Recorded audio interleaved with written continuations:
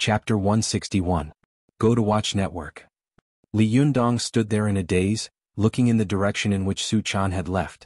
Although he was sad in his heart, it was much better than the pain he had felt when Su Chan had left. Besides feeling disappointed, Li Yundong's heart was filled with the will and determination to work hard to become stronger. Go to the internet. 7K O-Li Yundong stood there in a daze for a while. He walked up to Zhou Qin and sighed slightly. I'm sorry I got you involved. Zhou Qin's eyes moved. She stared at Li Yundong and sighed softly. What do you want to do next? Li Yundong thought for a moment and shook his head. I don't know. I want to turn myself in, but I can't because Su Chan is still waiting for me. Zhou Qin suddenly smiled helplessly. Don't turn yourself in. Even if you turn yourself in, you won't be convicted because there are no witnesses and no physical evidence. Even if there are traffic videos on the road that can capture you chasing after young Master He, that can't be used as evidence to convict you. I stopped you from doing it before because I was afraid that you would be involved in a murder case.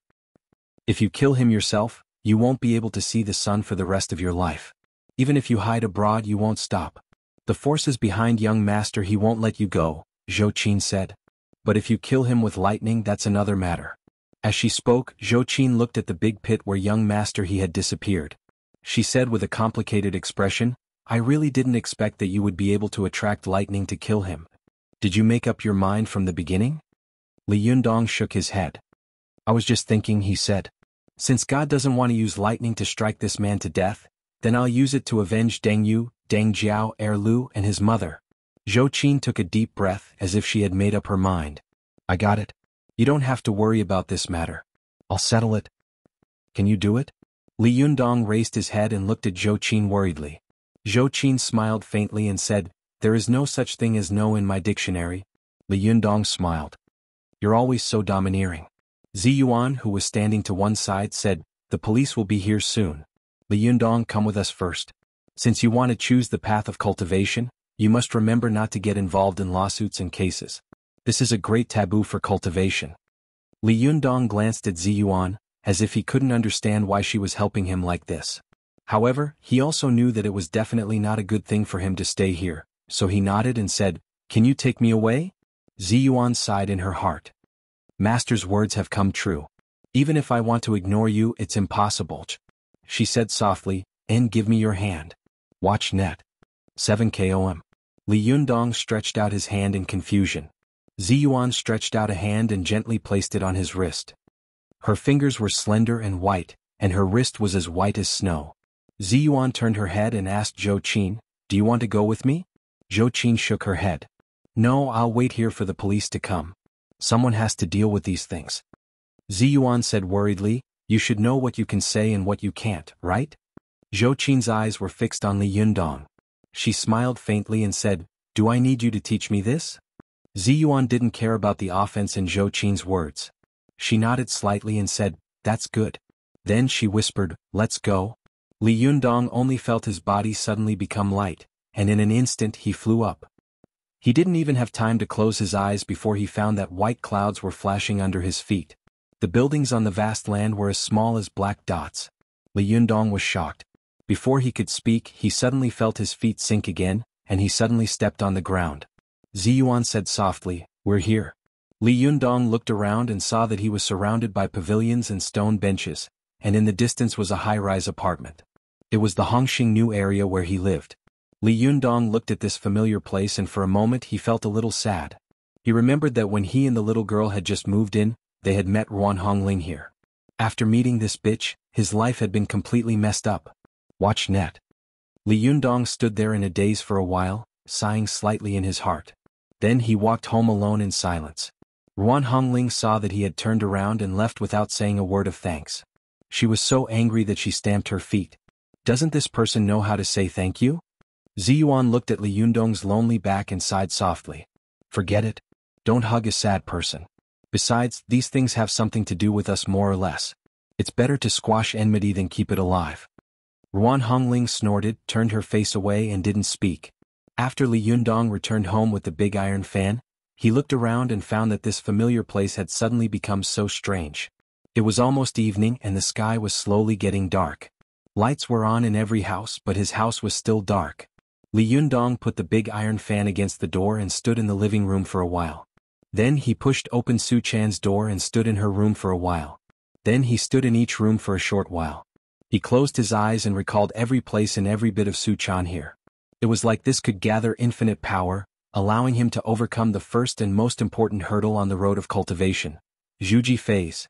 Li Yundong walked around the room and finally stood in Su Chan's room for a long time. Then he returned to the living room.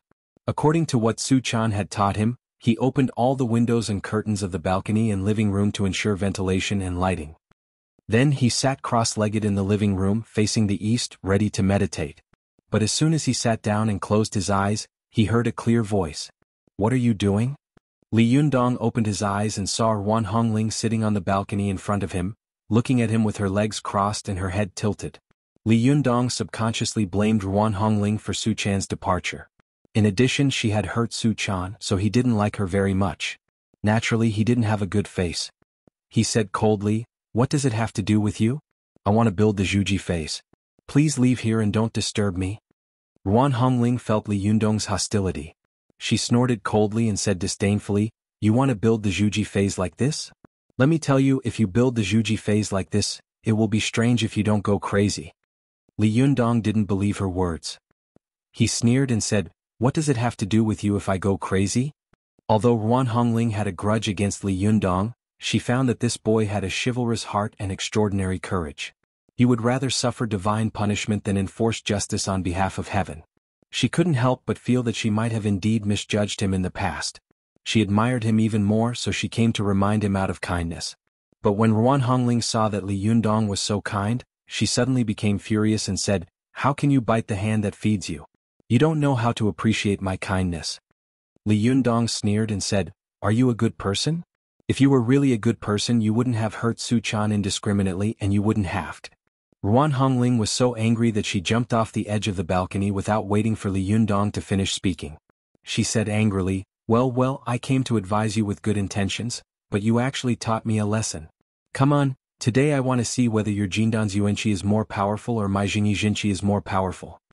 Li Yundong immediately stood up and sneered, "Well, I was just looking for someone to vent my anger on." Seeing that the two of them were about to fight, Ziyuan suddenly appeared between them. The ethereal woman sighed slightly and said helplessly, "You two must have been enemies from 500 years ago. Why are you quarreling as soon as you meet?" Ruan Hongling snorted and turned her face away. Li Yundong also snorted and looked at Ziyuan. "Are you also here to teach me a lesson?" Ziyuan looked at Li Yundong, who had a strong rebellious mentality. She sighed softly and said, "I know you are uncomfortable in your heart. You want to succeed in the Zhuji phase immediately, then go through the divine tribulation and find your Su Chan. I also hope that you can successfully build the Zhuji phase and pass the divine tribulation. But you have to know one thing." Ziyuan's voice was soft and gentle, and there was an indescribable calmness and peace in her tone, which made the depression and anger in Li Yundong's heart slowly dissipate, and his state of mind also calmed down. He was depressed for a while, then said in a low voice, "What is it?" Ziyuan said softly, "Haste makes waste. Look at your current situation. Your heart is full of entanglement, sadness, anxiety, and anger. These are all taboo in cultivation." Li Yundong was not a person who could not listen to words. When he heard this, he immediately fell into silence and did not say a word. Ziyuan continued, "Cultivators must maintain a calm and peaceful state of mind. Only when you are in a state of no self, no everything, no other, and no world can you enter the senseless state of having all 6 roots broken. Only then can you succeed in the Zhuji phase." Li Yundong took a deep breath and said in a low voice, "Does that mean that if I adjust my mentality I can succeed in the Zhuji phase?" Ziyuan shook her head slightly and smiled faintly. "Although your body has been transformed by the Renyuan Jindan and you have a powerful Jindan Qi as your foundation, it is reasonable to say that as long as you stay focused, it should not be difficult for you to reach the Zhuji phase. However, although your cultivation speed is extremely fast, it is all a shortcut. It is not the right way. Therefore, although the Qi you have cultivated is huge, your Dantian has not been consolidated, and your foundation is not solid." Li Yundong couldn't help but say with some dissatisfaction, "Are you saying that my foundation is not solid?"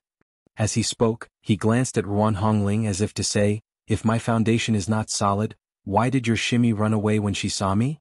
When Li Yundong glanced at her, Ruan Hongling suddenly flew into a rage. Why are you looking at me? If it weren't for the fact that the attribute of your Jindan Qi is the opposite of mine, would I be afraid of you? Li Yundong sneered and was about to speak when he saw Ziyuan waving her hand to Ruan Hongling. Then Ziyuan gently pinched her fingers, and in the blink of an eye, a round stone slab about 1 meter in diameter flew in from outside the balcony. This stone slab was about 2 inches thick and was made of marble. It was very hard. Li Yundong recognized it at a glance. Isn't this the top of the stone table in the pavilion of the community? This woman can get this stone slab with a wave of her hand? What kind of magic is this? Ziyuan pressed the stone slab with one hand, faced Li Yundong and said, "Try punching it." Last week he ranked 9th on the list of flowers. This week there were 2 updates on Tuesday and Saturday. This is the first update today. /om/. Chapter 162. Go to WatchNet. Li Yundong glanced at Ziyuan and hesitated for a moment. Here? Ziyuan nodded. Take 3 steps back and then hit this slate with your qi. Don't worry, with your current qi and level of use, you won't be able to break this slate. Go to WatchNet. 7 km. Li Yundong was secretly upset by Ziyuan's somewhat contemptuous words. He didn't say anything and took 3 steps back. Then he lowered his eyebrows and shoulders and stood in a bow stance. He took a deep breath and then with a loud shout, he punched the stone slab. This punch poured out all the depression and anger in Li Yundong's body, and it burst out like a flood. A powerful qi hit the slate with a bang, causing the floor to tremble. Ruan Hongling, who was standing to one side, looked down and saw that there was a sunken pit on the surface of the slate. The pit was slightly shaped like a fist, and the pit was surrounded by dense cracks. Amazing. He hasn't even reached the Zhuji phase, yet he has such a powerful qi. Ruan Hongling was secretly shocked. What will happen if he succeeds in the Zhuji phase? However, Ziyuan's face was calm. She turned the slate over and let it stand on its own. Then she walked to Li Yundong's side, keeping the same distance from him, and said, "Watch carefully." After that she didn't use much qi and pushed out her palm. There was a muffled bang and the slate, which had no one holding it, only trembled slightly. Li Yundong almost sneered in his heart. He thought to himself, "You didn't even knock down the slate. Now you're going to make a fool of yourself." Ziyuan seemed to know what Li Yundong was thinking, so she said to him, "Don't laugh in such a hurry. Let's go closer and see the difference between the 2 sides." At first, Li Yundong didn't think much of it, but when he looked at the 2 sides of the slate, he was stunned. Then he carefully and attentively compared the differences between the 2 sides of the slate. The more he looked, the more shocked he became and the more cold sweat he broke out. He saw that the surface of the slate that Ziyuan's palm had hit had a clear dent, and there was no trace of a crack beside the palm mark. It was as if someone had carefully chiseled a palm mark. How did he do this? Li Yundong felt that his head was full of question marks. It was incredible to the extreme. Ziyuan said softly, "You must feel very strange. Why is the effect of my fight so different from yours?" Li Yundong nodded involuntarily. WatchNet. 7 km. Ziyuan said, "On the one hand, my aura is more feminine, while yours is more fierce. Therefore my aura is mainly permeating while yours is mainly destructive. That's why when you see the fist print and the palm print, one has a crack and the other doesn't." Li Yundong suddenly understood and nodded. Ziyuan continued, "But what I want you to see is not this, but this. Your fist mark is small, so the aura will be more concentrated, but why is it not as clear as my palm mark on the slate?" Li Yundong was shocked and fell into deep thought. Ziyuan said, "This is because my aura is more solid than yours, and my basic skills are more solid than yours." Only then did Li Yundong believe Ziyuan's words. He sighed and said, "I've only been practicing qi for about a month. How can I compare to a master like you, who has been practicing qi in his mother's womb?" Ziyuan shook her head and said, "With the help of Rinyuan Jindan, your aura is so huge that it has already surpassed those of us who have been practicing qi for more than 10 years. What you need to do is to compress and condense the huge aura in your body. From a scientific point of view, no matter how great the pressure is, it is not as good as the pressure." Li Yundong's heart skipped a beat. He understood what Ziyuan meant. The damage caused by a fist with 100 kilograms of strength was definitely not as good as that of a finger with 25 kilograms of strength. Seeing Li Yundong's thoughtful expression, Ziyuan said, "If you can't cultivate your aura to be condensed like a needle, then when you reach the Zhuji phase, your Niden will not be strong enough and will easily become a fake one. Once you meet a strong opponent, you may be beaten until your Niden dissipates, not to mention the terrible divine tribulation." Hearing Ziyuan's clear explanation, Li Yundong was finally convinced. He asked seriously, "Then what should I do to cultivate the aura in my body to be condensed like a needle?" Ziyuan smiled and said, "You have to learn from the beginning." When Li Yundong heard this, he suddenly gasped. "Learn from the beginning? No way." Ziyuan asked in return, "Do you know why there is qi in your body? Do you know where your aura comes from? Do you know why you want to cultivate? Do you know how you cultivate? Do you know what the most important thing about cultivation is?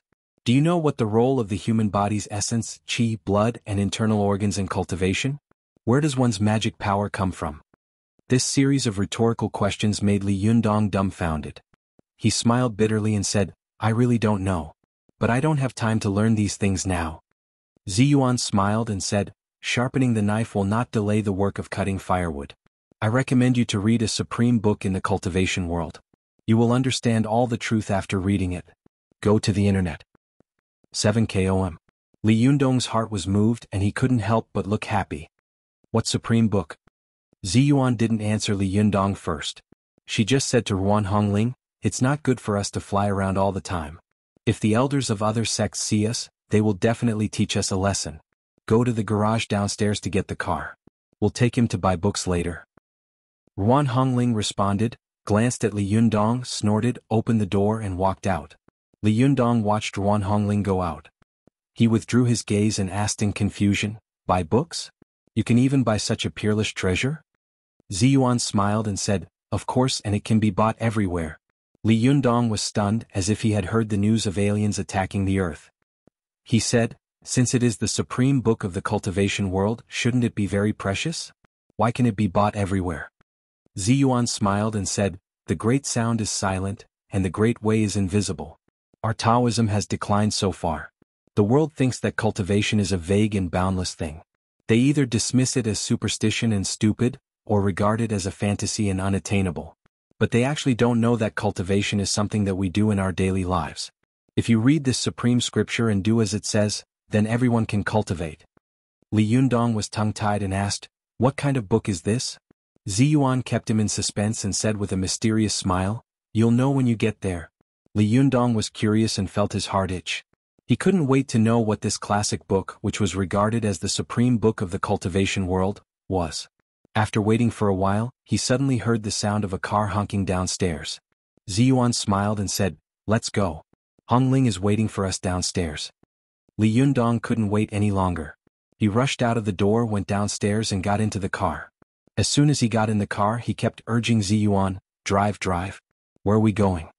Ziyuan smiled and said to Ruan Hongling, who was sitting in the driver's seat, "Let's go to the Xinhua bookstore on Renmin Road." "Xinhua bookstore? I'm going to faint." Li Yundong almost fainted in the back seat. "What's so strange about that? You don't know much." Ruan Hongling finally seized an opportunity to mock Li Yundong. Li Yundong was angry and couldn't help but pat the driver's seat in the front row. "Hey, are you an adult? Do you have a driver's license? Do you think your parents don't care about you driving?" Ruan Hongling was so angry that she stepped on the gas pedal. The Hongqi car roared and rushed out. Ziyuan, who was sitting in the passenger seat, smiled and shook her head. Along the way, Li Yundong and Ruan Hongling kept sneering at each other. Sparks flew between the two of them and smoke filled the air, which made Li Yundong feel a lot better. After a 20-minute drive, the three of them arrived at the entrance of the Xinhua bookstore. Ruan Hongling found a place to park the car. As soon as the car stopped, Li Yundong couldn't wait to get out and ran to the Xinhua bookstore. It was as if the supreme book would be bought by someone if he was a second late. Ruan Hongling couldn't help laughing again. "Don't worry, it can't run away. This book can't grow legs." Li Yundong stopped and retorted bluntly, "Books don't have legs but people do." Ruan Hongling sneered and said, "Who would compete with you? You really have the mentality of an ordinary citizen." Li Yundong also sneered and said, "Yes, I am an ordinary citizen. Why are you following me? Aren't you worse than an ordinary citizen?" Ruan Hongling was so angry that she went crazy. "Who wants to follow you? Go to hell." With that, she stomped her feet and was about to leave. Ziyuan sighed secretly and said, "Stop arguing. Hurry up and go in." Li Yundong and Ruan Hongling looked at each other, snorted at the same time, and turned their heads to avoid looking at each other. After entering the bookstore, Ziyuan walked in the front and led the way. Her ethereal temperament and beautiful appearance attracted the attention of everyone in the bookstore for a moment. Even Ruan Hongling was a beautiful girl who was no less beautiful than Su Chan. Seeing that everyone was looking at her, Ruan Hongling couldn't help but straighten her chest and raise her head. She gave Li Yundong a provocative look as if to say, "I am very charming. Why should I follow you?" Li Yundong rolled his eyes. He was secretly worried about the Supreme Book, so he didn't want to argue with her. When Ruan Hongling saw that he was ignoring her, she became even angrier. She secretly gritted her teeth and thought to herself that she must find a way to teach him a lesson later. Li Yundong didn't have the mood to care about her little girl's thoughts. He saw Ziyuan walking toward the medical section. She walked to a bookshelf, searched for a little, then took down a book and handed it to Li Yundong. "Well, this is it." Li Yundong took the book and was stunned. He stammered, "No way, just this one? Are you kidding me?" Ziyuan said softly, "Why would I trick you? This is the supreme book recognized by the cultivation world for thousands of years. It is a cultivation classic that any cultivator must read." Ruan Hongling also interrupted, "If you study economics without reading The Wealth of Nations by Adam Smith, the father of economics, how can you study economics? If you study military affairs without reading Sun Tzu's The Art of War, how can you study military affairs? If you study astronomy without reading Ganda's Gan Shi Xing Jing during the Warring States period, how can you study astronomy? In the same way, if you don't read the book in your hand, how can you cultivate the Tao?" Although Li Yundong didn't like Ruan Hongling very much, he had to admit that what this bitch said made sense. He looked at the book in his hand and muttered to himself, "Is this really the supreme book of the cultivation world that they mentioned?" Li Yundong was holding a thick book in his hand. This book was packaged in a hard cover with a brown cover. On the cover were 4 ancient golden characters. Inner Canon of the Yellow Emperor. /om/. Chapter 163. Go to Watch Network. Ziyuan saw him looking at the book in his hand with a face full of doubts. She smiled and said, "The Yellow Emperor's Canon of Internal Medicine is the first medical work in China. It details the theory of yin and yang and the 5 elements, the theory of pulse, the theory of meridians, the theory of health, and the theory of qi. Go to the network. You can find the answers to the questions I asked you just now in this book." The expression on Li Yundong's face was still strange. He felt like someone had told him that there were immortals in this world, and then he pointed at them. He was shocked to find that the old women wearing red armbands on the side of the road were actually the immortals that this person had mentioned. This was too exaggerated. Li Yundong couldn't help asking, "Didn't you also say that this is a medical book? How can it be the supreme book of cultivation?" Ruan Hongling, who was standing to one side, finally seized another opportunity and said with all her might, "Idiot, idiot, haven't you heard of the saying that the Tao is manifested through medicine, and medicine carries the Tao?" Li Yundong glanced at her and said, "I haven't heard of it, but I've heard of the saying that only women and villains are difficult to raise." Ruan Hongling was so angry that she shouted. She pulled Ziyuan's arm, pointed at Li Yundong and said angrily, "Sister Ziyuan, we helped him out of kindness, but he still said such words." Ziyuan looked at her helplessly and said, "Can't you two stop for a while?" Then Ziyuan explained in detail to Li Yundong, "You must find it incredible. Why is such a medical book regarded as the supreme book of Taoism in the cultivation world?" Li Yundong nodded. Ziyuan said, "Do you know the origin of our cultivation school?" Li Yundong shook his head. Ziyuan said, "As early as the spring and autumn period, Laozi created the Taoist theory with the Tao Te Ching. This school spread to the Eastern Han Dynasty and gradually formed a religion. Among them, Zhang Ling believed in Laozi's Taoist theory and then created Taoism. This is the origin of the Taoist cultivation sects in the world." Li Yundong suddenly understood. I see. It's the 5 pecks of rice sect." Ziyuan said, "Yes, but do you know how Zhang Ling founded Taoism in the beginning and how he made so many people believe in him and worship him?" Li Yundong's heart skipped a beat. "Practicing medicine?" Ziyuan nodded slightly. "That's right. This was the Tao manifested through medicine, and medicine carried the Tao. Although there are thousands upon thousands of cultivation methods, and any one of them can allow one to become an immortal or a god when cultivated to the extreme, there are only 2 methods that allow one to become an immortal or a god in the shortest time. One is the Tao of medicine and the other is..." Without waiting for her to finish, Li Yundong quickly continued, "The other is martial arts." Ziyuan looked at Li Yundong with admiration. "That's right. Medicine carries the Tao, martial arts protects the Tao. In order to make the world respect you, fear you, and not dare to offend you, it would be impossible for you to not be strong in martial arts. Watch net. 7KOM. But if you want the world to love you, believe in you and worship you, you can't just rely on force. Only by practicing medicine and doing good deeds can you do it. Ah, he exclaimed. All of a sudden, he felt as if all of the things that Su Chan had told him in the past had suddenly made sense to him. No wonder the little girl said that Sun Simiao is a god. It turned out that he really became a doctor. Has Sun Lutong also become an immortal? Ziyuan said, that's right. Sun Lutong, the tiger-head Xiaobai, has reached the peak of martial arts cultivation. Naturally, he entered the Tao and turned to cultivation to become an immortal. Li Yundong slapped his forehead. No wonder the 5 bucketfuls of rice sect was established to help people see doctors for free. It turns out that this is the reason. I thought they were trying to buy people's hearts and usurp power. As he said this, Li Yundong asked in confusion, since they are practicing medicine and doing good deeds, why don't they do it to the end? Why do they have to pay 5 bucketfuls of rice to join the sect? Ziyuan said, for cultivators the law is the first and wealth is the second. If you don't have money, then don't even think about cultivation. This principle is the same as the poor studying and the rich practicing martial arts. The poor can't learn martial arts. Only the rich can practice martial arts because it consumes a lot of the human body's essence. Only the rich can make up for these losses with all kinds of food and medicinal herbs. And cultivation is even more like this.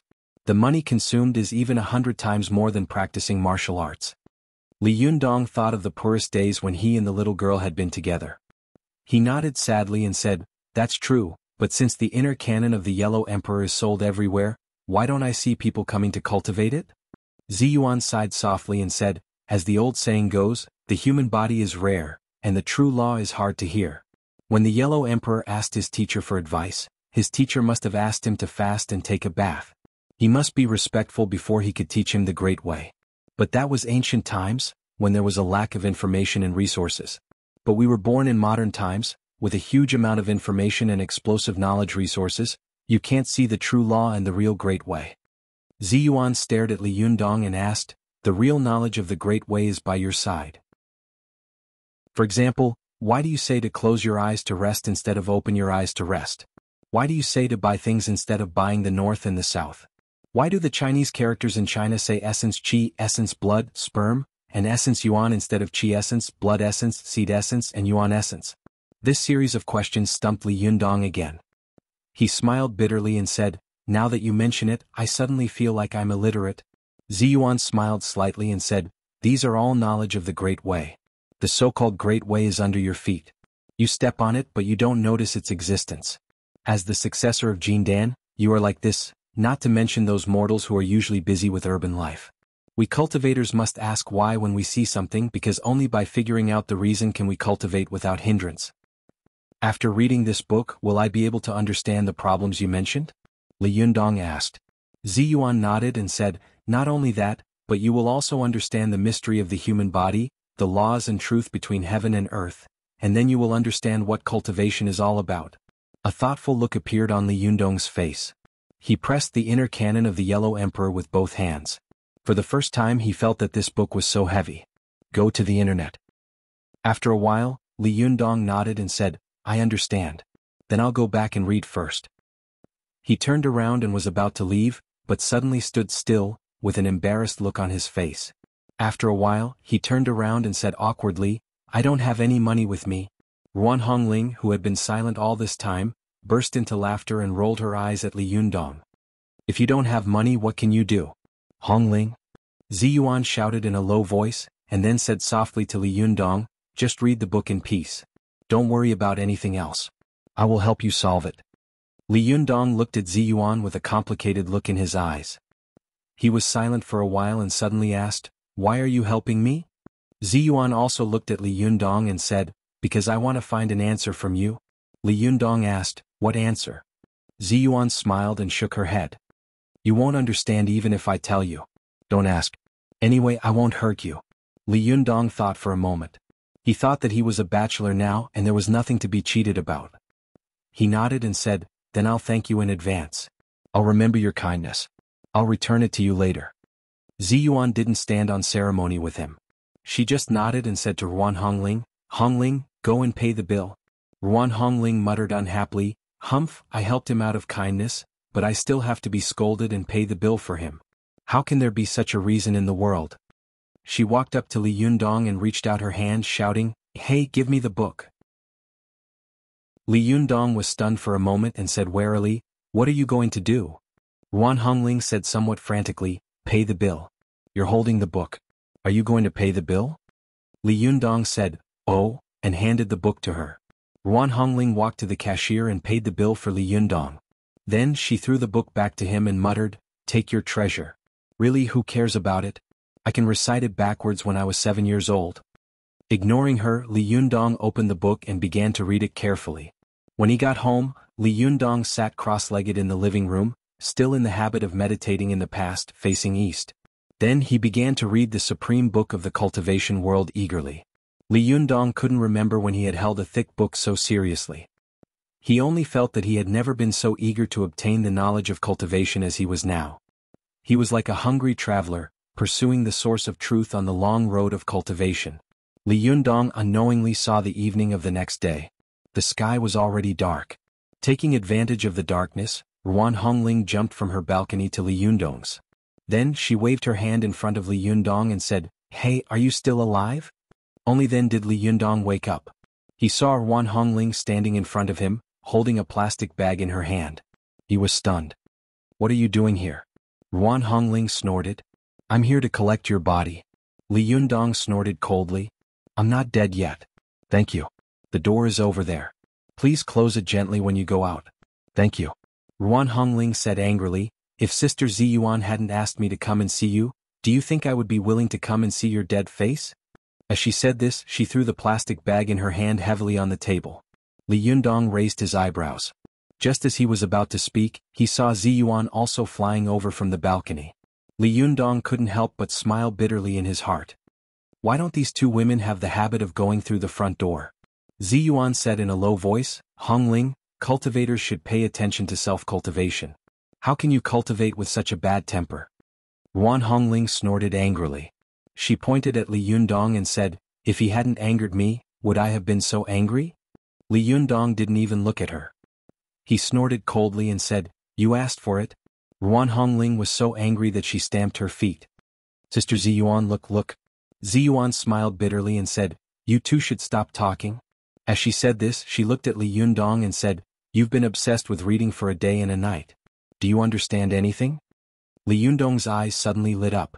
He nodded excitedly and said, "I understand a lot of things. For example, the things you mentioned before." Ziyuan smiled and said, "Oh? Why don't you explain it to me?" Li Yundong explained, "According to the Yellow Emperor's canon of internal medicine, all the 5 senses belong to one place. Among them, the eyes belong to the liver. Once the eyes are closed, it is equivalent to closing the valve of the liver in the body. The blood flow of the human body will slow down, and the consumption of essence will also slow down. In other words, the metabolism will slow down so the excess strength and energy will be stored. This is the meaning of closing your eyes to rest."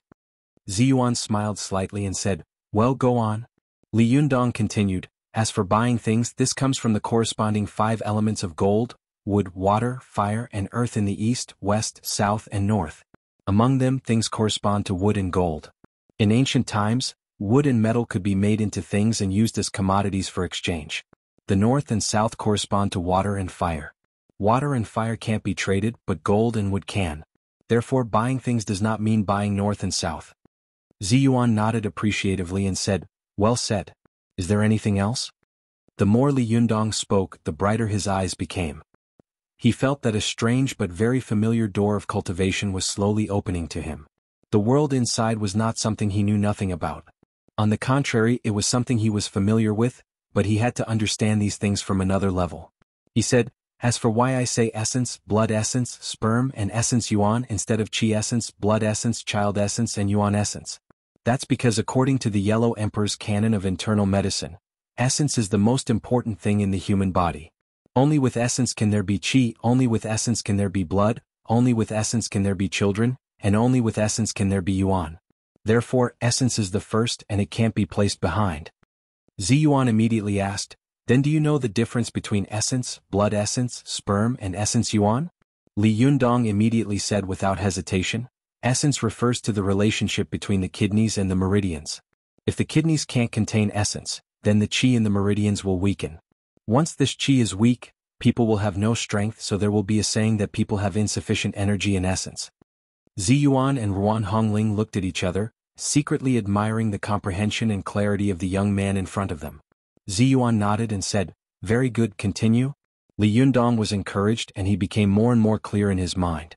The things he had been familiar with in the past were suddenly linked to the seemingly illusory things, and he became more and more excited.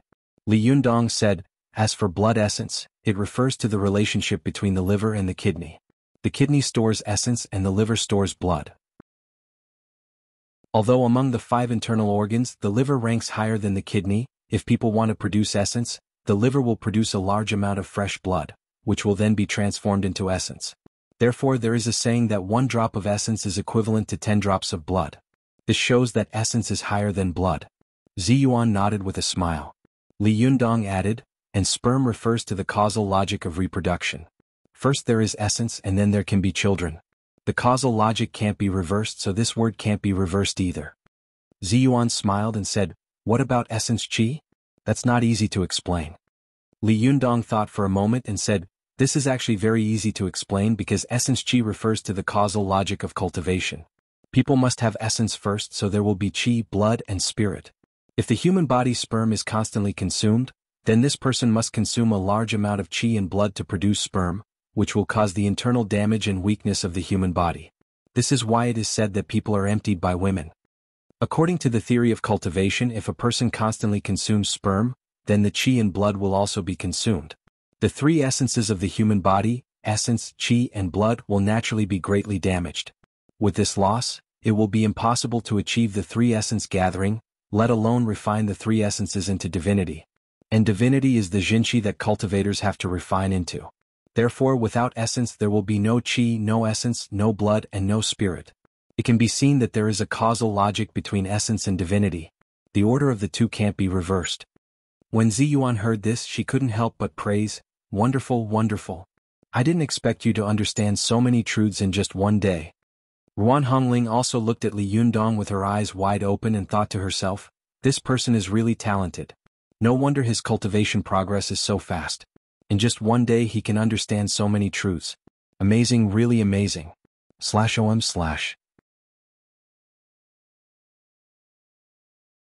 Chapter 164. Go to Watch Network.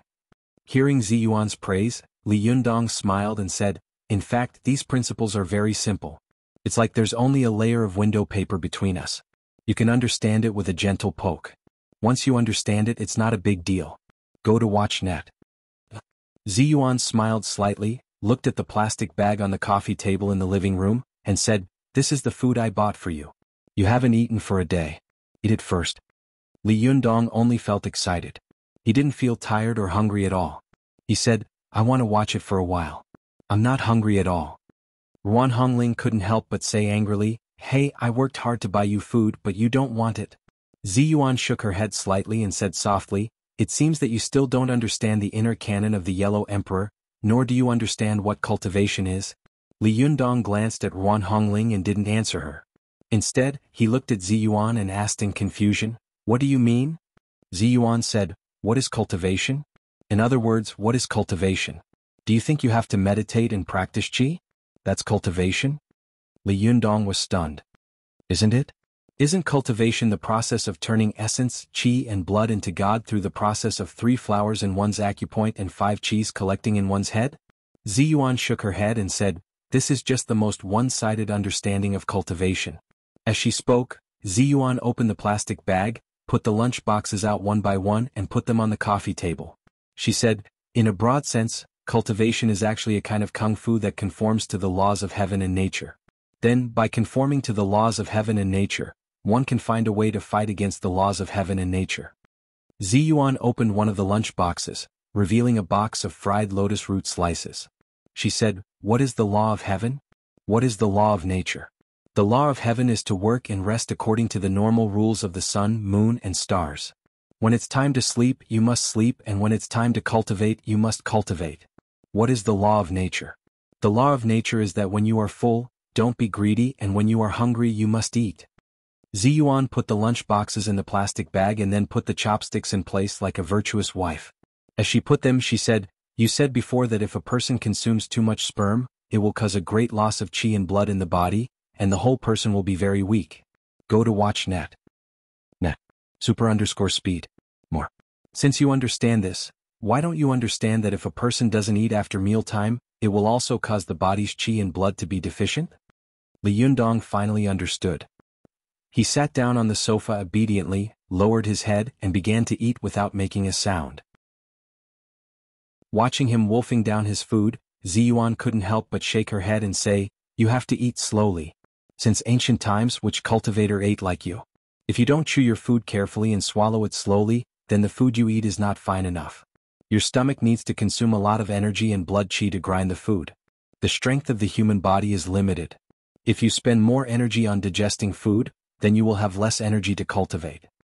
Although Li Yundong had some understanding of the inner canon of the Yellow Emperor, he was still not as good as a senior cultivator like Ziyuan, who had been cultivating since she was in her mother's womb.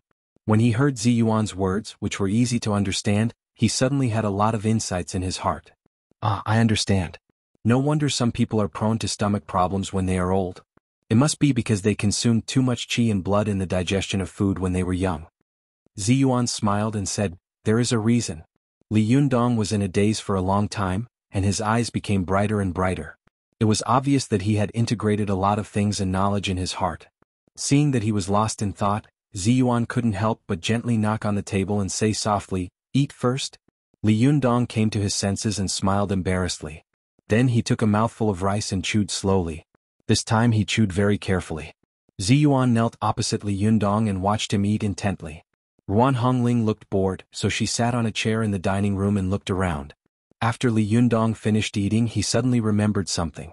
He stood up and said, "Can you take me to a hotel? I need to get something." Ziyuan asked, "What is it?" Li Yundong said, "It's a room that Su Chan and I rented to hide from you. There are things in the room. Go to the internet. 7kom. Rainbow carrot asterisk literature underscore learning % super hashtag fast. Update." Ziyuan nodded and said, "You can go out for a walk after dinner and exercise your qi and blood." Li Yundong nodded. Before he went out, he suddenly remembered something and handed Ruan Hongling's magical item to Ziyuan. "I'll return this to you." Ziyuan smiled in surprise. "Why are you willing to return it?" Li Yundong smiled and said, "No matter what, you have helped me so much now. How can I still take this?" As he said this, Li Yundong said to Ruan Hongling, "I'll return it to you. Don't be so rude in the future." Ruan Hongling stared at her magical item, her eyes full of surprise. She giggled and said, "That depends on your performance." They went out. When they went downstairs, Li Yundong found that there were many people gathered in the pavilion of the community. Some people were pointing at the stone table and talking about it. Obviously, they were curious about how the palm print on the table had come about. Strange, why is there a palm print on the table after only one day? Who did this? I haven't seen anyone knock on it for a day. Li Yundong glanced at them and smiled in his heart. Then he got into the Hongqi car. Ruan Hongling was still driving. The group of people arrived at the hotel where they had stayed before. Li Yundong got out of the car and went into the room to get his things. Holding the little girl's piggy bank in his arms, he felt a little sad. He stood in the room for a while with a gloomy look on his face. Then he returned the room card and returned to his home in Hongxing New District. When he got home, Ziyuan, who had followed him into the room, saw the big black iron fan that Li Yundong had placed at the door. She couldn't help but shake her head and say, "The most precious magical weapon of the Fox Zen school has been thrown away by you so casually. I really don't know what the fox with the rock face would think if he were still here." Only then did Li Yundong remember that Su Chan had given him this powerful magical weapon. He walked to the door, picked up the heavy iron fan and said in confusion, "This thing is so heavy. How can it be a powerful magical weapon?" Ruan Hongling, who was sitting on the sofa, sneered and said, "It's just that you don't know how to use it. There are no heavy magical weapons in this world." Li Yundong looked at the big iron fan in his hand. Other than feeling that the big iron fan was exceptionally heavy and that the leaves of the big iron fan were full of golden Sanskrit characters, there was nothing special about it. Ziyuan pointed to the big iron fan and said, "Open the iron fan and have a look." Li Yundong moved his wrist and wanted to open the iron fan, but he was surprised to find that the fan seemed to be rusty and didn't move at all. Li Yundong was stunned. He exerted a little qi and increased the strength in his hand. Only then did the iron fan slowly open. Every time he opened a fan, there would be a clanging sound of friction between the leaves, which was sonorous and powerful. When all the fans were opened, a fan-shaped iron wall appeared in front of Li Yundong's eyes. The wall was full of golden Sanskrit characters, shining with golden light. It seemed that every word was about to come out. Li Yundong stroked the fan with his hand. Although he couldn't understand the meaning of the exquisite Sanskrit characters on the fan leaves, he liked the beauty of these characters very much. The iron fan was cold and delicate to the touch, revealing a deep majesty, which made Li Yundong fondle it fondly. He looked at the powerful magical weapon that Su Chan had left for him before she left, as if he had seen the lively voice and smile of the little girl appear in front of him. For a moment he was lost in thought and was a little obsessed. Ziyuan said, "Do you still remember what I said?" Li Yundong woke up with a start. "What did you say?" Looking at the majestic iron fan, Ziyuan's eyes were full of admiration. She said, "You have to ask why everything happens. Don't you want to know the name of this iron fan?" Li Yundong thought for a moment and shook his head. "Su Chan didn't tell me." Ziyuan said, "This iron fan is called the Seven Treasures Psychic Fan. Do you know why it's called the Seven Treasures Psychic Fan?" Li Yundong asked, "Why?" Ziyuan said, "This fan was made by Panshir Fox before he became an immortal. In order to remember the kindness of Zen Master Baizhang, he engraved the Vajra Sutra on the treasure fan and added the power of the Supreme Vajra Buddha. Only men with the seven treasures body can use it." Li Yundong asked in confusion, "What do you mean that only men with the seven treasures body can't use it?" Seeing that he had taken the initiative to ask, Ziyuan nodded with appreciation. "By the way, you can't just know how it is but not why it is. You have to ask everything clearly. Otherwise, your cultivation will become demonic." Ruan Hongling, who was bored to the side, couldn't help but interrupt. "Hey idiot, let me explain it to you. The so-called only men with the seven treasures body can't use it means that Sakyamuni, the old man who valued men more than women, said in the 27th section of the Seven Treasures Theory of Men in the General Theory of the Vajra Heart, that men have seven treasures, while women have five." Ziyuan couldn't help but glare at Ruan Hongling. "Hongling, don't be rude to Buddha." Ruan Hongling said loudly, unconvinced, "That's right. Look at the disciples of Gautama Buddha. Which one of them is a woman? Look at the sky full of Buddhas, Bodhisattvas, Vajra Arhats. Which one of them is a woman? Isn't Guanyin Bodhisattva a woman?" Ruan Hongling burst out laughing and clapped her hands. "Are you kidding me? It is said in the Avatamsaka Sutra, a brave and fierce man looks at himself. He, Manjushri Bodhisattva, Samantabhadra Bodhisattva, and Ksitigarbha Bodhisattva are known as the four great bodhisattvas. How could such a mighty man be a woman?" Li Yundong looked embarrassed. Although he had read a lot of miscellaneous books, he really didn't know that Guanyin Bodhisattva was actually a man. Is this the legendary ancestor of human demons? Li Yundong suddenly had a very dirty and disrespectful thought in his heart. Shemale is so awesome that everyone in the world worships him. This is probably the highest realm of Shemale, right? No wonder Thailand is a Buddhist and has many transvestites.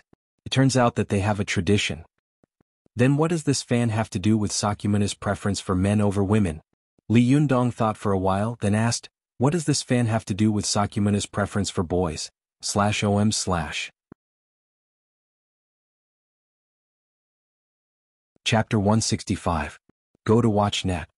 Ruan Hongling snorted with a look of indignation on her face. "It's all because Buddha favors men over women, so all the cultivation methods passed down are extremely fierce and masculine. The mystical Silver Fox, the fourth-generation leader of the Fox Zen school, sneaked into Mount Wutai to secretly learn the secret methods of Buddhism. She did learn the great Vajra technique, but unfortunately she was a woman. Practicing this cultivation method, she almost died of chi deviation. If Master Huefa hadn't sacrificed himself to save her, how could she have become so famous?" When Li Yundong heard this, he couldn't help thinking, it makes sense. Which of the 72 ultimate skills of the Shaolin Temple is not the peak skill of the external sects? I just don't know what kind of magic this great Vajra technique is. How could a woman suffer chi deviation when practicing it? Go to WatchNet. 7KOM.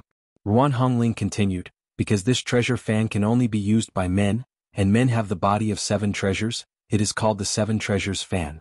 Moreover, because it is engraved with the Vajra Sutra and blessed with the power of the Supreme Vajra Buddha, It has a strong protective power and can sense the mind of the master. Therefore its full name is the Seven Treasures Fan. Li Yunyang closed the fan of seven treasures and tried it in his hand. Although his strength had increased greatly, he still felt that it was a little difficult for him to bear the weight of more than 50 kilograms in his hand. Moreover, Guan Yu's green dragon crescent blade was only 82 kilograms. Li Yundong waved the fan and heard the low sound of the wind in the air. It was very powerful. After waving it 3 or 4 times, he felt that his arm was a little swollen. He quickly put it down and sighed slightly. No wonder Su Chan said that even the people of the Fox Zen school can't use this magical item. Ruan Hongling snorted coldly and said, "The Fox Zen school has produced a few geniuses, especially the mystical silver fox. Her spiritual power is unparalleled in the world, but now she has declined greatly. It's not easy for Ao Wushuang to appear, but unfortunately." At this time, Ziyuan suddenly interrupted Ruan Hongling. "Hongling, don't talk about other sections." Ruan Hongling made a face at Ziyuan and continued to say to Li Yundong, "Don't think that you're amazing just because you beat me up a few times. In the world of cultivation, men had 7 treasures while women had 5. It was easy for men to cultivate but difficult for women. This was a publicly acknowledged fact, so even if you beat me it would be an unfair victory. Go and flip through the history books. How many mortals have become immortals since ancient times? How many men and how many women?" Li Yundong couldn't help but think to himself, isn't that right? Wasn't the 8 immortals in the most popular story, the 8 immortals crossing the sea, one of them? Iron Crutch Li male. Han Zhongli a man. Zhang Guolao male. Lu Dongbin a man. Han Xiangzi Imperial Uncle Chao a man. Lan Saiha, this name sounds like a woman, but it's still a man. Only immortal lady, he was a woman. Li Yundong thought of something and asked, "What is the body of 7 treasures? What does that mean?" When Ruan Hongling saw that he didn't know anything, she became a little impatient and shouted, "Oh, why don't you know anything? You're so annoying. Sister Ziyuan, you tell him. Go to the internet." 7 KOM. At this time, Li Yundong was eager for anything related to cultivation. He didn't care about Ruan Hongling's attitude, so he turned his eyes to Ziyuan.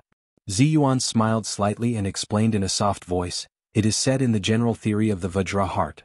Once a man has a treasure of ambition, he will wander around fearlessly. Secondly, a treasure with a master, he will be good at balancing. Thirdly, a treasure with a family, he will be good at making money and establishing a career. Fourthly, a treasure with a peaceful life, he will be good at helping the monarch raise his family. Fifthly, a treasure with a sage's wisdom, he will be good at deciding right and wrong. Sixthly, a treasure with a peaceful country, he will be good at making decisions. Seventhly, a treasure with a stable nature, he will be good at making friends with sages. It is a man's body of 7 treasures." Li Yundong nodded. He subconsciously wanted to ask, what does it mean for a woman to have the body of 5 treasures? Since it's hard for women to cultivate, how did you guys manage to cultivate so many magic arts?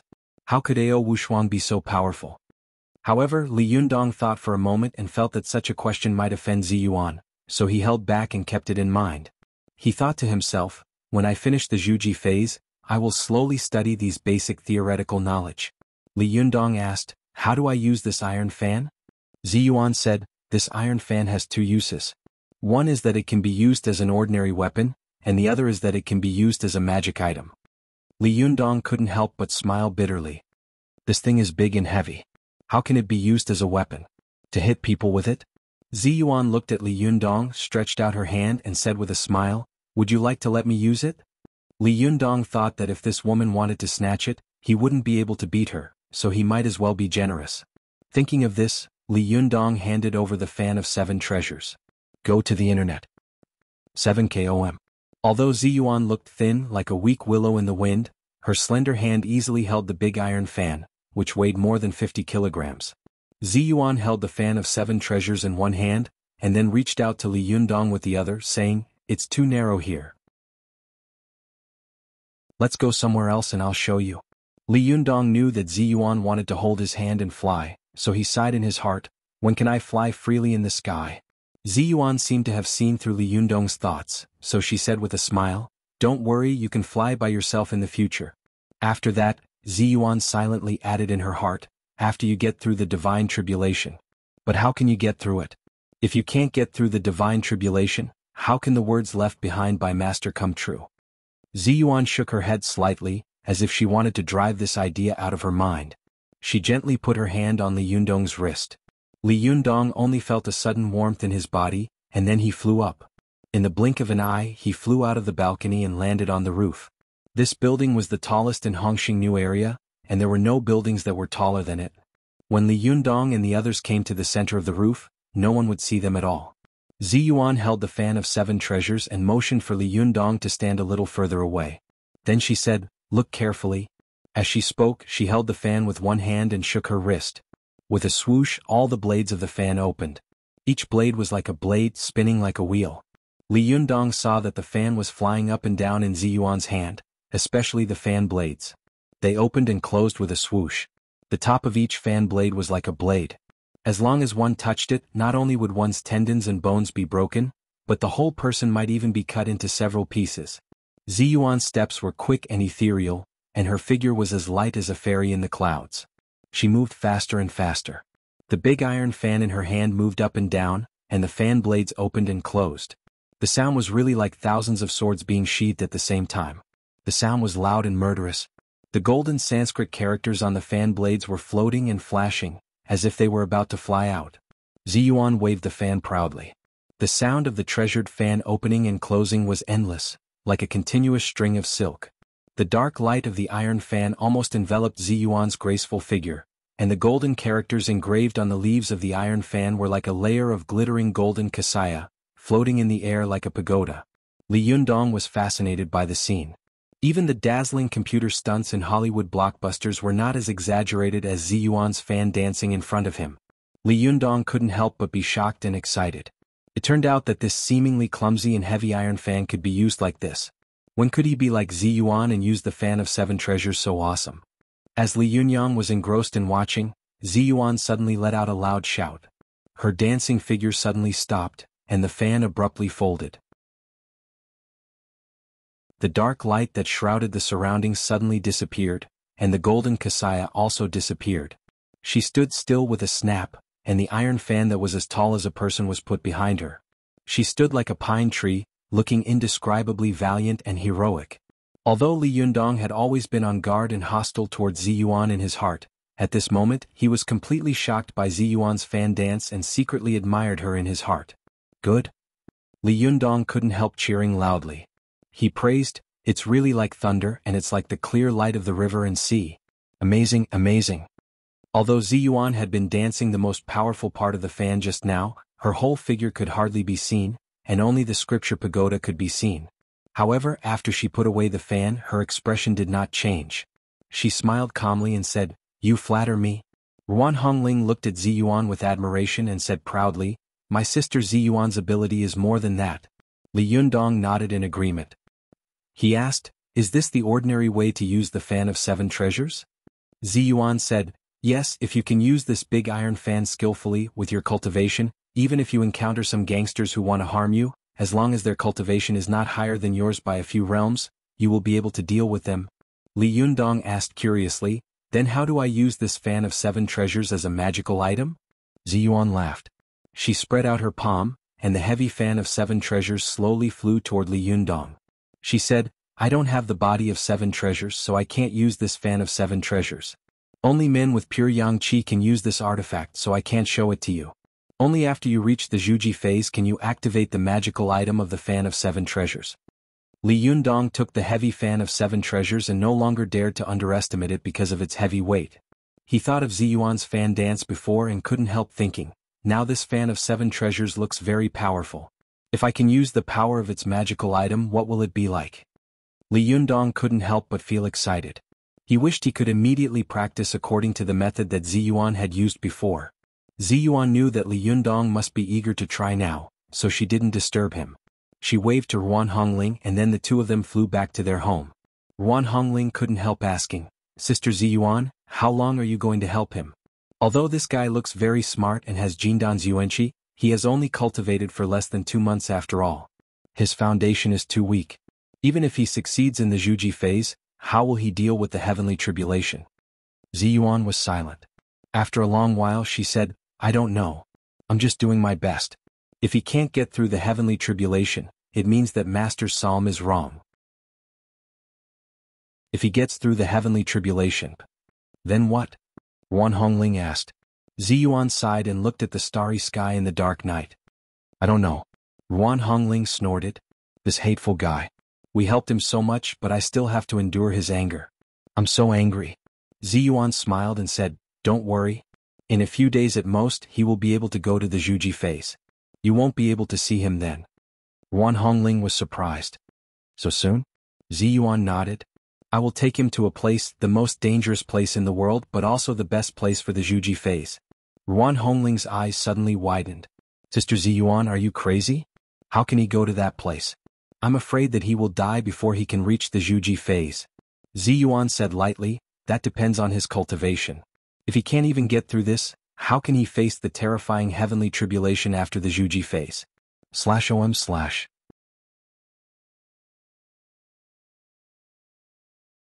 Chapter 166. Go to Watch Network. Early the next morning, Wan Hongling still jumped from the balcony to the balcony of Li Yundong's house. She stretched her head to take a look, only to find that there was no one in the room. She called out, but there was no response. Wan Hongling muttered to herself, This bastard hasn't practiced all night, has he? Just as he was hesitating, Wan Hongling focused her attention and listened carefully. Sure enough, she heard a slight sound of something tearing through the air. Wan Hongling shook her head and snorted coldly, What a hopeless idiot. I already told him that haste makes waste, but he just doesn't listen. Does he think he can train it in one night? What a fool's dream. As she spoke, she looked around on the balcony. After finding that no one was paying attention, she tapped her toes and flew up to the roof. As soon as she got on the roof, Wan Hongling's eyes widened. She saw a black ball rolling on the balcony. Countless golden Sanskrit characters were floating outside the black ball. Although it was daytime, they were still shining with golden light, as if they were a layer of golden Buddha characters. The black ball kept making a whistling sound, and sand and stones were flying like a strong wind. There was also a dense clanging sound in the middle of the whistling sound, which was the sound of the iron fan opening and closing. If one closed their eyes and listened, it seemed that thousands of soldiers were pulling out their long swords from their scabbards one after another. The sound was sonorous and murderous. Wan Hongling's eyes widened as if she couldn't believe her eyes. She stammered, This isn't him waving the fan, is it? While he was hesitating, the black ball suddenly disappeared. The golden characters around the black ball also floated and twisted for a while before slowly dissipating in the air. In the middle of it, a man with white steam rising from his body appeared. Was Li Yundong. Li Yunyang shook his wrist, and all the leaves of the fan of 7 treasures, which was as tall as a man, suddenly closed. The black light and golden pagoda of the black fan and the golden Sanskrit also disappeared. But with a loud shout, he threw the fan of 7 treasures above his head. With a swoosh, the iron fan opened again in an instant, whistling and spinning violently in the air like a razor that kept spinning. As soon as the fan left his hand, he instantly kicked 3 times in a row, and the bones in his body made a strong and powerful sound. As soon as he finished the 3 kicks, the fan of 7 treasures, which was rolling in the air, suddenly fell down. The sharp edges of the fan rotated at a high speed like a saw. As long as an object was cut by it, even if it was a steel bar, it would immediately be cut in half. Li Yundong saw it accurately. He stretched out his hand toward the flying and rolling fan and accurately pinched the bones of the fan. Then he spun his feet and exerted force from his waist. The fan suddenly closed with a swish. Li Yundong turned around and retreated. He fiercely smashed the fan of 7 treasures in his hand over his head. The momentum was so powerful that Wan Hongling felt that if he smashed the fan down, the building would be destroyed by him. However, as soon as the fan in Li Yundong's hand was waved in the air, it suddenly stopped, as if the monstrous flood had suddenly turned into a sea of ice and snow, motionless. Go to the internet. From being fierce to suddenly calm, Wan Hongling could only stare blankly. Although she was a cultivator who was good at magic, she was not a layman in martial arts. As the saying goes, 10 Daos, 9 doctors, 10 Daos, 9 martial arts. This meant that 9 out of 10 cultivators knew how to treat diseases, and 9 out of 10 also knew how to fight for self-defense. Wan Hongling knew that it was a little inexplicable that Li Yundong had thrown the fan up just now, but she suddenly saw that after Li Yundong had thrown the fan of 7 treasures up, he had suddenly kicked 3 times fiercely. She couldn't help but cheer in her heart. What a good diversion. But when Li Yundong took the fan, shook his wrist and closed the iron fan in an instant, Wan Hongling's eyes suddenly lit up. She knew that if someone attacked at this time, Li Yundong could use the sharp edge of the iron fan to cut the opponent. But the best move was Li Yundong's move of turning around and retreating. Martial arts and the art of war were interlinked. When Sun Tzu, the sage of war, wrote in The Art of War, the most brilliant strategy was to escape. No matter how strong the move was, if the opponent dodged or ran away, it would be useless if he couldn't hit him. Li Yundong's turning around and retreating was the best strategy of the 36 stratagems. However, after he turned around, he used the force of the turn to smash the iron fan forward like an iron pillar. This move had the meaning of back thrust and knife-dragging technique. Could be said to be an exquisite killing move. After Li Yundong had completely calmed down, Ruan Hongling couldn't help but ask loudly, "How did you become so powerful all of a sudden? Could it be that Sister Ziyuan taught you a few moves last night?" Although Li Yundong had finished the fierce fan dance and the chi in his body was boiling, there was only white steam rising from the top of his head. There was no sweat on his body and his face was only a little ruddy. He didn't look like a person who had just undergone intense exercise. Go to the internet. 7 KOM. Hearing Ruan Hongling's voice, Li Yundong turned his head to look at her and shook his head. No. Ruan Hongling's eyes widened. Then where did you learn that move just now? Li Yundong said, I figured it out myself. Ruan Hongling cried out involuntarily, You figured it out yourself? No way. She looked at Li Yundong in shock and thought to herself, is he bragging? It's one thing for him to practice the fan of 7 treasures so skillfully in one night, but he can also immediately come up with a killing move from the use of this iron fan? Is this guy a freak? Even if he's a genius, he shouldn't be so exaggerated, right? Ruan Hongling looked Li Yundong up and down as if she had seen a visitor from outer space. When Ziyuan also went up to the roof, she came to her senses. She took Ziyuan's arm, pointed at Li Yundong and said, Sister Ziyuan, just now he. For a moment, Ruan Hongling couldn't find the right words to describe Li Yundong. Ziyuan looked at Ruan Hongling in confusion. What's wrong with you? Ruan Hongling stared at Li Yundong and thought to herself, this guy's cultivation progress is so fast. It won't be long before he surpasses me. Thinking of this, Ruan Hongling felt sour in her heart. She said with flagging interest, it's nothing. You can ask him. Ziyuan looked at Li Yundong in confusion again. Li Yundong had some respect for this female cultivator who looked like a fairy. He smiled slightly and said, it's nothing. I just practiced the fan of 7 treasures all night and finally made some progress. I have some experience. Ruan Hongling rolled her eyes and thought to herself, you've practiced so skillfully. How can this be called a little progress and experience? However, Ziyuan didn't take it seriously as if she didn't believe it. There was a hint of blame in her tone as she said, why didn't you listen to what you said before? Didn't I tell you that cultivation should follow the way of heaven and the rules? You must sleep when it's time to sleep. Why don't you sleep at night? Li Yundong smiled bitterly and said, you two left so suddenly last night and left me alone on the roof. I can go up but I can't go down. Ziyuan and Ruan Hongling were stunned at the same time. Then Ruan Hongling raised her head and burst into laughter. Ziyuan couldn't help but burst into laughter. She turned her head to the side and covered her mouth to snicker. Li Yundong said helplessly amid the laughter, I'm alone on this roof. If I don't practice the fan of 7 treasures, what else can I do? Ziyuan laughed for a while. She pursed her lips slightly and said with a smile in her eyes, it's my fault. Now hurry up and go down with us. Have a good rest later. I have something to tell you. Li Yundong nodded, then held Ziyuan's outstretched hand. After a while he returned to his home. Ziyuan said, this is the time when the yang qi is strong. You can sit facing the east and practice qi. Although it can't make up for the sleepiness caused by you not sleeping last night, it can at least keep you from feeling tired for a day. Li Yundong nodded and did as he was told. Ziyuan and Ruan Hongling looked at each other and left Li Yundong's house from the balcony. Li Yundong faced the rising sun and meditated to practice qi. He only felt that his whole body was warm, as if there was a hot current flowing in his body. Wherever it flowed, he felt comfortable and refreshed, and his fatigue immediately disappeared. He didn't know how long he had been doing this. When he was done, he opened his eyes and found that Ziyuan and Ruan Hongling were staring at him. Li Yundong was stunned. What's wrong? Ruan Hongling's expression was a little strange and she didn't say a word. Ziyuan smiled slightly and said, it's nothing. The Jindan Yuan Qi and Tongzi Yuan Qi in your body are not easy to come by. You should cherish them.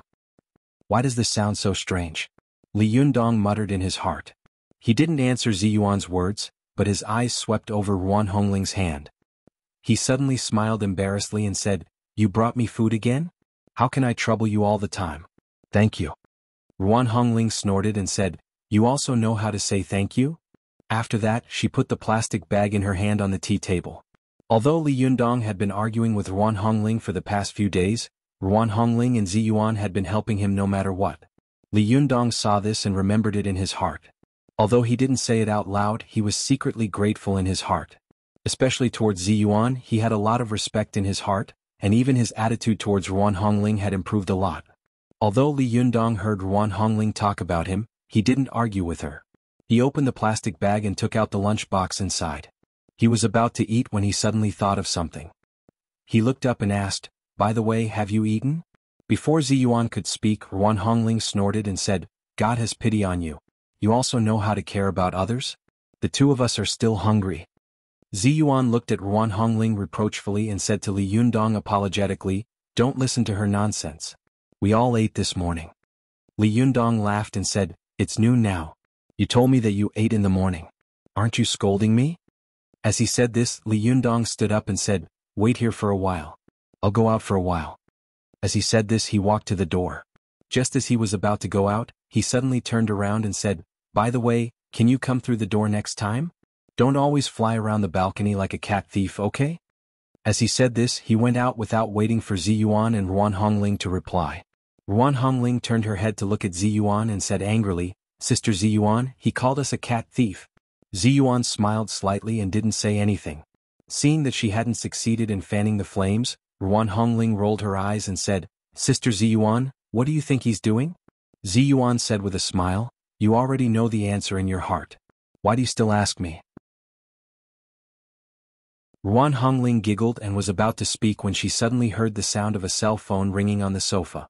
She turned her head and saw that Li Yundong's cell phone was vibrating on the sofa. Ruan Hongling said curiously, "Hey, who's calling?" As she said this, she picked up the phone and glanced at it, only to see that the caller ID was clearly written, chick/om/.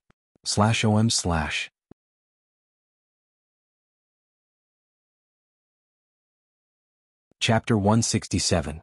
Go to WatchNet. Seeing Ruan Hongling pick up the phone, Ziyuan couldn't help but shout in a low voice, "Hongling, don't touch his things." Ruan Hongling snorted and said, "He also robbed my powerful magical weapon. What's wrong with touching his cell phone?" As she spoke, she pressed the answer button, and then a strange smile appeared on her face, as if she had just pulled a prank on Lin Sanjiu. Go to WatchNet. 7K/O-/ As soon as she pressed the answer button on the phone, a soft voice came and said coquettishly, "Sir, guess who I am?" Ruan Hongling could tell at once that it was the voice of the little fox spirit. She sneered and didn't say anything. On the other end of the phone, Su Chan heard that there was no sound from Li Yundong's side, so she thought that he was too excited to speak. She giggled and said, "Can't you tell? It's me, little girl, your little girl." Along the way, Su Chan waited for her master Ao Wushuang to leave for a while. Then she immediately picked up her cell phone and secretly called Li Yundong. When she was on the phone, she was still worried that the call would not go through.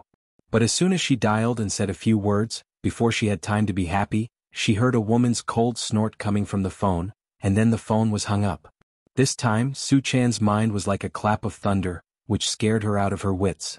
Yundong has a new lover. He doesn't want me? Thinking of this, Su Chan couldn't wait to fly back to Li Yundong's side to see what was going on. But as soon as she thought of this, she saw her master coming back.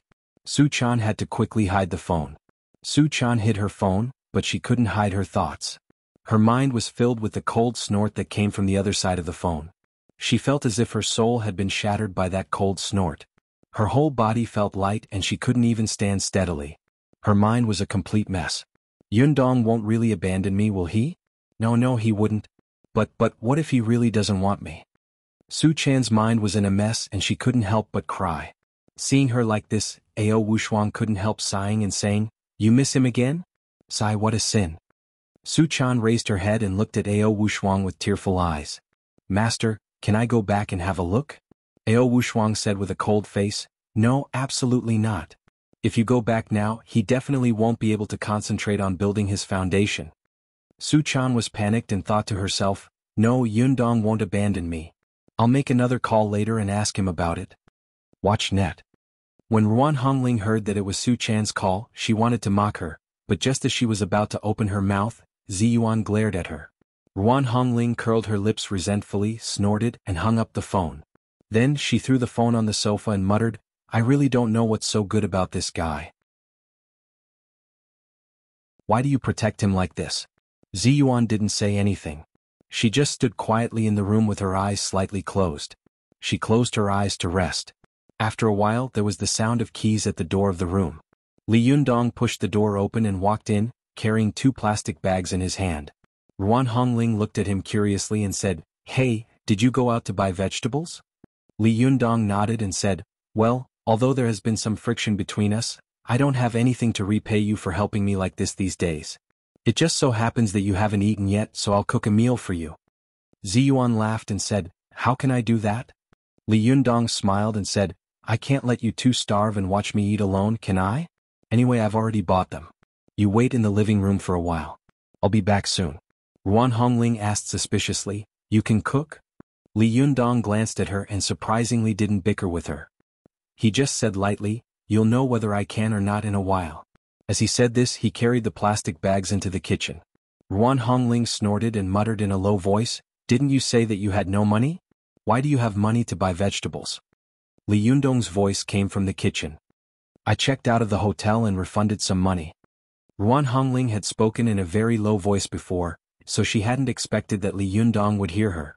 She immediately stuck out her tongue. Ziyuan shook her head at her and smiled helplessly. "Go to the internet." After a while, the sound of vegetables being washed and cut came from the kitchen. Ziyuan felt a little uneasy, so she stood up and walked into the kitchen. She smiled and said, "Let me help. It's a little embarrassing to sit back and enjoy the fruits of others' labor." Li Yundong smiled and said, "No need. It's better for girls like you not to enter the kitchen." Speaking of this, Li Yundong couldn't help but think of the trouble Su Chan had caused in the kitchen. For a moment, his eyes suddenly became erratic, as if he was thinking about the little things he had done with Su Chan. The expression on his face also became gentle. Ziyuan smiled and didn't say anything. She just gently rolled up her sleeves with her fingers. Ruan Hongling, who was at the door, said loudly, "Don't look down on Sister Ziyuan. Her cooking skills are very good. She's definitely better than you." Li Yundong looked at Ziyuan in surprise. "Oh, I couldn't tell." Ziyuan smiled slightly and said, "Don't listen to her nonsense. I can only cook a few home-cooked dishes. When I lived alone in the past, I could only cook by myself. Otherwise I could only eat raw rice. How could I not know a little cooking?" Li Yundong laughed and said, "Why don't you cook 2 of your best dishes, and I'll cook 2 of my best dishes?" Ziyuan agreed with a smile. It's better to be polite than to be polite. Ruan Hongling clapped her hands and said with a smile, "Great, I can eat the food cooked by Sister Ziyuan again." Ziyuan glanced at her, her eyes full of the doting gaze of an elder looking at a naughty junior. Okay, don't make trouble here. Go wait for a while." Ruan Hongling giggled and pretended to run to the living room to wait, but after a while she slipped back and hid at the door, peeking inside. In the kitchen, Li Yundong was wearing an apron. He looked at Ziyuan curiously and said, "Don't you want to wear an apron?" Ziyuan shook her head with a smile. She stretched out her slender hand, picked up a white radish from the plastic bag, and gently washed it with water in the pool. Li Yunyang saw that even though the woman was washing vegetables, she still exuded a kind of otherworldly elegance. Her soft hands, which seemed to be spotless, gently swept over the radish, and the radish seemed to become spotless, exuding a kind of spiritual immortal qi. Li Yundong was amazed in his heart. He turned his head and began to concentrate on cutting the vegetables in front of him. Ruan Hongling, who was at the door, saw that Li Yundong and Ziyuan were busy in the kitchen at the same time. They were both immersed in their own work. Occasionally they would look up at each other, smile at each other, and then pass the knives to each other. Especially when Li Yundong began to cut and stir-fry vegetables, his skilled and delicate knife skills and the way he weighed the pot made Ruan Hongling couldn't help but nod. She thought to herself, "This guy also knows a thing or two. I just don't know how the food he makes tastes." The 2 of them were busy in the kitchen for about 20 minutes. Li Yundong made braised crucian carp, sweet and sour ribs, and tomato egg soup, while Ziyuan made stir-fried lotus root slices and stir-fried shredded radish. Ruan Hongling looked at the 4 dishes and 1 soup on the table and couldn't help laughing. "What a blessing. I haven't eaten hot dishes for a long time. Li Yundong couldn't help asking, don't you usually eat hot dishes? Ziyuan smiled faintly and didn't say anything. Ruan Hongling continued, Sister Ziyuan has already reached the state of fasting. It doesn't matter if she eats or not. As for me, I don't know how to cook for myself, so I have to eat junk food outside all day long. Li Yundong smiled. He picked up a piece of stir-fried lotus root with his chopsticks and chewed it in his mouth. He immediately felt that it was light and tasteless. Not only did it seem that there was no salt in it, but it also seemed that there was no monosodium glutamate in it.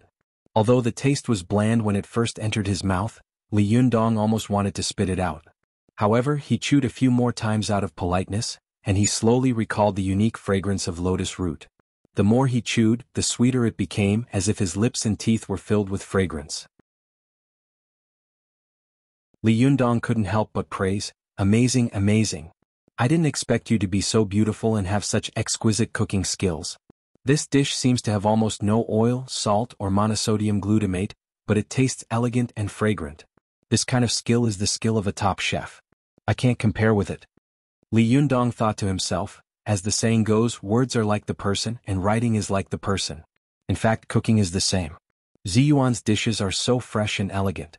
It can be seen that she must also be a pure and elegant person. Ziyuan's smile was very modest and peaceful. She smiled and said, I'm sorry. Ruan Hongling's first bite was of Li Yundong's dish. After only one bite, her eyes couldn't help lighting up. She praised loudly, delicious, delicious. Ziyuan also reached out her chopsticks and picked up a piece of fish. She tasted it and said with a smile, it's really good. However, she thought to herself, this dish looks, smells and tastes good, but the taste is a little strong and the heat is a little rushed. It can be seen that there is still a fire in Li Yundong's heart that has not been extinguished. The more Ruan Hongling ate, the more she praised him. Her cultivation skills were far inferior to Ziyuan's, so she liked to eat the slightly stronger dishes made by Li Yundong. She ate heartily and couldn't help but praise him while thinking to herself, this guy does have some advantages. I wonder if Sister Ziyuan will really fall in love with him. Thinking of this, Ruan Hongling couldn't help looking at Li Yundong and Ziyuan up and down. She saw that one of them was handsome and heroic, exuding a masculine aura from head to toe, while the other had an otherworldly temperament. His every move was full of an ethereal aura that didn't belong to the mortal world. The more Ruan Hongling looked at them, the more she felt that the two of them were really a rare perfect match in the world. She muttered to herself, is the psalm left by Master true? Li Yundong didn't know what she was thinking.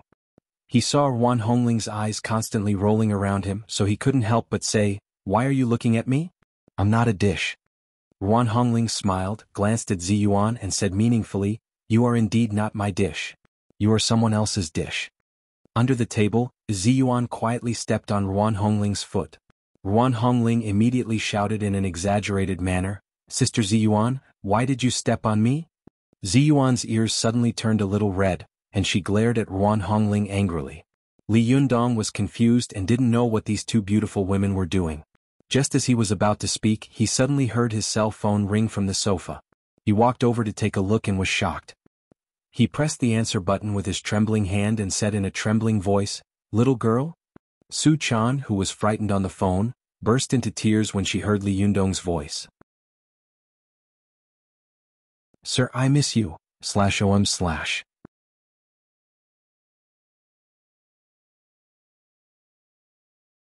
Chapter 168. Go to CNET. Li Yundong suddenly received a call from Su Chan, which was really a pleasant surprise. However, when he suddenly heard Su Chan burst into tears, he suddenly panicked. He walked to the balcony and whispered, girl, what's wrong? I miss you too. Su Chan was scared at first, but she finally found an opportunity to call Li Yundong's cell phone. She was afraid that no one would answer, and she was also afraid that another woman would answer the phone. While waiting anxiously, the little girl finally heard Li Yundong's familiar and gentle voice. She suddenly couldn't help crying. Go to CNET.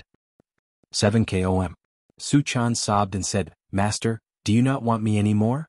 Hearing Su Chan's voice, Li Yundong's heart ached a little. The longing that had been suppressed because of the high-intensity cultivation in the past few days was suddenly aroused. He said softly, don't be silly. How could I not want you?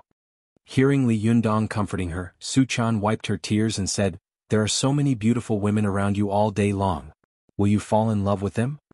Li Yundong suddenly felt happy in his heart. He couldn't help laughing and said, "Jealous? Not bad.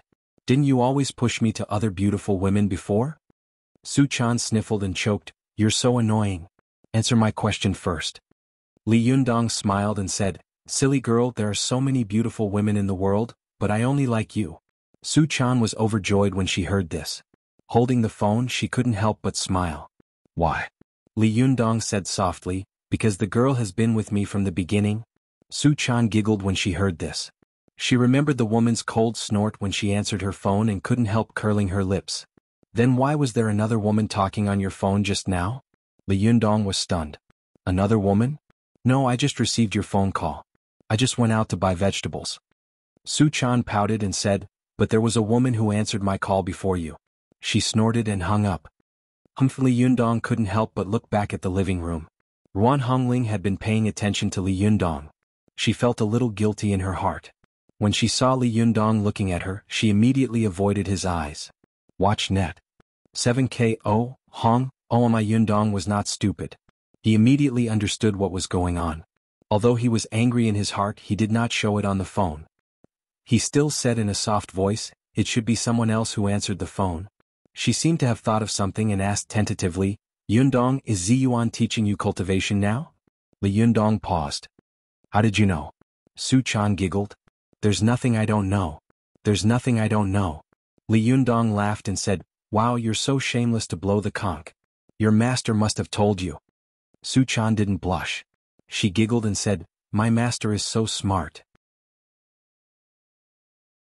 As the little girl spoke, she suddenly rolled her eyes and said, "You went out to buy vegetables just now. Were you cooking for Ziyuan and the others?" Li Yundong smiled and said, "My girl is also very smart. You got it right on the first try." Su-chan snorted and said sourly, "I want to eat it too. I haven't eaten your food for several days. I'm craving it." Li Yundong laughed and said, Okay, when you come back I'll cook for you every day." Su-chan was overjoyed. "That's what you said. Pinky swear." The girl's sweet and innocent tone made him feel as if Su-chan was standing right in front of him. She leaned forward slightly, then stretched out her little finger and looked at him with a sweet smile. Her eyes were like two crescent moons when she smiled. Li Yundong couldn't help but become lively and gentle. He subconsciously stretched out his hand, hooked it with his little finger and said softly, "Pinky swear for 100 years don't change." Su-chan also said on the phone, "Pinky swear for 100 years don't change." As they spoke, although both of them were holding their phones, they felt as if the other party was standing right in front of them. Their voices and smiles were lifelike and within reach, and an invisible thread pulled them together tightly. Go to watch net. 7KOM. Net. Super_speed. More. No. Su-chan giggled and said, "Okay, I believe you. But Yundong Ziyuan is a powerful figure that my master can't stop praising. You have to learn more from her. She comes from a famous and decent sect, so she is definitely more suitable to teach you than me." Li Yundong smiled and said, "But I'd rather you teach me." Su-chan giggled and said, "Really? Why do I feel like I don't know anything? I'm just making trouble for you." As Su-chan said this, she suddenly exclaimed and said anxiously in a low voice, "My master is back. I'll hang up first." As she said this, she pressed the phone, then turned around and hid it behind her back. Although Ao Wushuang hadn't seen Su-chan make the phone call, she had been through it. When she saw Su-chan's guilty look, how could she not understand what a little girl like her was doing? Ao Wushuang smiled and didn't say anything. She walked up to Su-chan and spread out her hands. Under the pressure of Ao Wushuang, Su-chan didn't dare to resist at all and obediently handed over the phone. Ao Wushuang looked at Su-chan with a face full of disappointment and scolded, "I've only been out for 2 minutes and you can't wait to contact your lover. Not bad. You've been out for a few months and you can even use a mobile phone. Do you really like him or do you really hate him?" Su-chan lowered her head, and her chin was almost touching her chest. She rubbed the ground with her toes, rubbed the corners of her clothes with both hands and said pitifully, "I like him." Ao Wushuang said angrily, "If you like him then hold back. Don't contact him. Do you want to hurt him?" Su-chan responded in a low voice, "Oh." But after a while, she raised her head timidly and asked weakly, "Then master, when can I contact him again?" Ao Wushuang snorted and said, "Wait until he passes the divine punishment." "Oh," Su-chan said and lowered her head. After a while, she raised it again and asked weakly, Then master, how do I know when he will pass the divine punishment? Ao Wushuang looked at Su Chan speechlessly. You are a three-tailed spiritual fox. Why are you acting like an idiot who has just entered the cultivation world? When the divine punishment comes, how can the cultivation world not know about it? Oh, Su Chan said again and lowered her head. But after a while she raised it again. Just as she was about to speak, she saw Ao Wushuang glaring at her angrily. Su Chan was so scared that she quickly lowered her head again. She didn't dare to raise it no matter what, but her eyes were rolling in their sockets. She looked around with shifty eyes as if she was thinking about something. After a while Ao Wushuang handed her a train ticket and said, "Let's go. I just got the ticket." Su Chan took the train ticket, looked at the destination and said strangely, "Master, what are we going to Dongwu City for?" Ao Wushuang sighed and said, "Why don't you want to make progress at all? How can our Fox Zen school have such a strange person like you? Do you want your lover to leave you far behind in the future? Are you going to leave your cultivation behind? In the end, don't become a burden to him." Su Chan suddenly raised her head and asked in surprise, "Master, where are you taking me to cultivate?" "It's a good place for cultivation. Now that you've entered the secular world, I think you won't be able to stop if I take you back to the mountains. You might as well cultivate in Dongwu City. I also have a place to stay there so you can cultivate in peace." Ao Wushuang nodded and said, Dongwu City is a 1,000-year-old ancient city with deep qi veins, beautiful mountains and clear waters, and a beautiful place for outstanding people." Su Chan smiled in surprise and said, "Then can I tell Yundong where I'm going first?" Ao Wushuang was furious. You're so sentimental. What kind of cultivation do you have?" Su Chan lowered her head and pouted. She looked unconvinced and muttered, "Aren't you the same?" Ao Wushuang was immediately defeated by Su Chan. She rubbed her temples, sighed helplessly and said, "Save it. When his divine punishment is over, he will naturally know where you are." Su Chan blinked her eyes and responded. After a while, she asked again, "Master." Ao Wushuang was a little crazy. "What else?" Su Chan asked weakly, "Why do we have to take the train? Isn't it better to fly?" Ao Wushuang pointed to the sky and couldn't help but say angrily, "You fool, don't you see that there are so many dark clouds in the sky?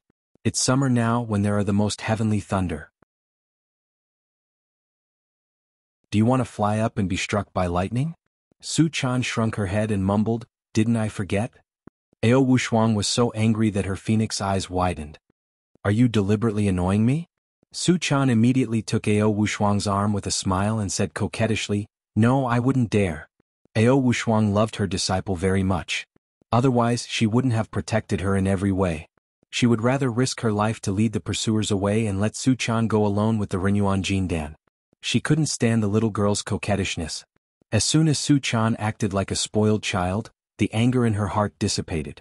Although she still couldn't pull her face down, there was a faint smile in her eyes. "Humph, you don't dare? Is there anything you don't dare to do?" As she spoke she shouted, "Hurry up and pack your things. Follow me quickly. Aren't you afraid of missing the train?" "Oh," Su Chan said and began to pack her things in a hurry. But after a while she suddenly stopped, turned her head and said with a groan, "Master, I'm hungry." Ao Wushuang threw a plastic bag over and said, "Let's eat this." Su Chan opened it and was immediately disappointed. "Ah, Xiaobing? It's still cold." Ao Wushuang said angrily, "I made this myself. It's good to have something to eat. You've never been picky before. Do you want to eat it? If not, give it back to me." How could Su Chan be willing to give it back? It was better than nothing. She immediately put on a protective look and took a bite. Suddenly there was a cracking sound, and a tooth was almost broken by the hot Xiaobing. The little girl let out a cry and covered her cheeks. She thought of the delicious food that Li Yundong had made for her in the past, and then looked at the cold and hard Xiaobing in front of her. She didn't know how many years it had been there. Suddenly she felt sad. Her eyes were full of tears and her heart was cold. The more Su Chan thought about it, the sadder she became. She couldn't help curling her lips and saying, "It's not as delicious as Yundong's food." Ao Wushuang looked at her and couldn't help laughing out loud. Evil disciple, /om/.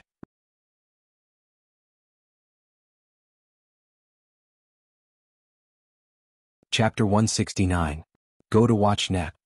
After Su Chan hung up the phone, Li Yundong returned to the room and looked back and forth at Ziyuan and Ruan Hongling with an unfriendly expression. Go to WatchNet? Ziyuan and Ruan Hongling were both cultivators, so they had excellent hearing. They had clearly heard what Li Yundong had said before. Therefore one of them looked magnanimous while the other looked sneaky. Li Yundong's heart was as clear as a mirror. Li Yundong's eyes were so sharp that Ruan Hongling couldn't help but slap the table and say, "Well, stop looking. I answered the phone before. What do you think?" Li Yundong said angrily in a deep voice, "Why did you answer my call? And why did you hang up with a snort?" Ruan Hongling had never been questioned by a boy like this before. She immediately stood up and said loudly, "I just don't want to see you abandon yourself and hang out with those evil monsters." Li Yundong saw that not only did she not apologize, but she also said such words. He immediately became furious and said, "It's none of your business who I'm with. Please don't meddle in other people's business in the future." Ruan Hongling had been secretly praising Li Yundong in her heart, and her impression of him had greatly improved. But at this time she suddenly felt that the man in front of her was simply the most hateful person in the world. She couldn't help but say angrily, "Who wants to meddle in your business? Bah! If it weren't for Sister Ziyuan, I wouldn't have bothered to talk to you." As she said this, she turned her head and rushed to the balcony, jumping back. Ziyuan looked helplessly at Li Yundong, who was still angry, and sighed slightly. "Why do you have to do this?" Li Yundong said angrily, "It's fine if I don't settle the score with her for hurting Su Chan. How can she touch my personal belongings? What right does she have to touch my things? Didn't her parents discipline her well?" Ziyuan sighed and said, "Hongling's parents died when she was a child. I brought her up. If you want to blame someone, blame me." Although Li Yundong was angry, he still respected Ziyuan very much. He just turned his head to the side and didn't say anything. Ziyuan thought for a moment and said, "Although time is still a little tight, if you keep practicing here like this, the effect won't be very good. Why don't you go to Tibet tomorrow?" Li Yundong asked in surprise, "Why are you going to Tibet?" Ziyuan said with a serious expression, "Cultivation." Li Yundong became more and more confused.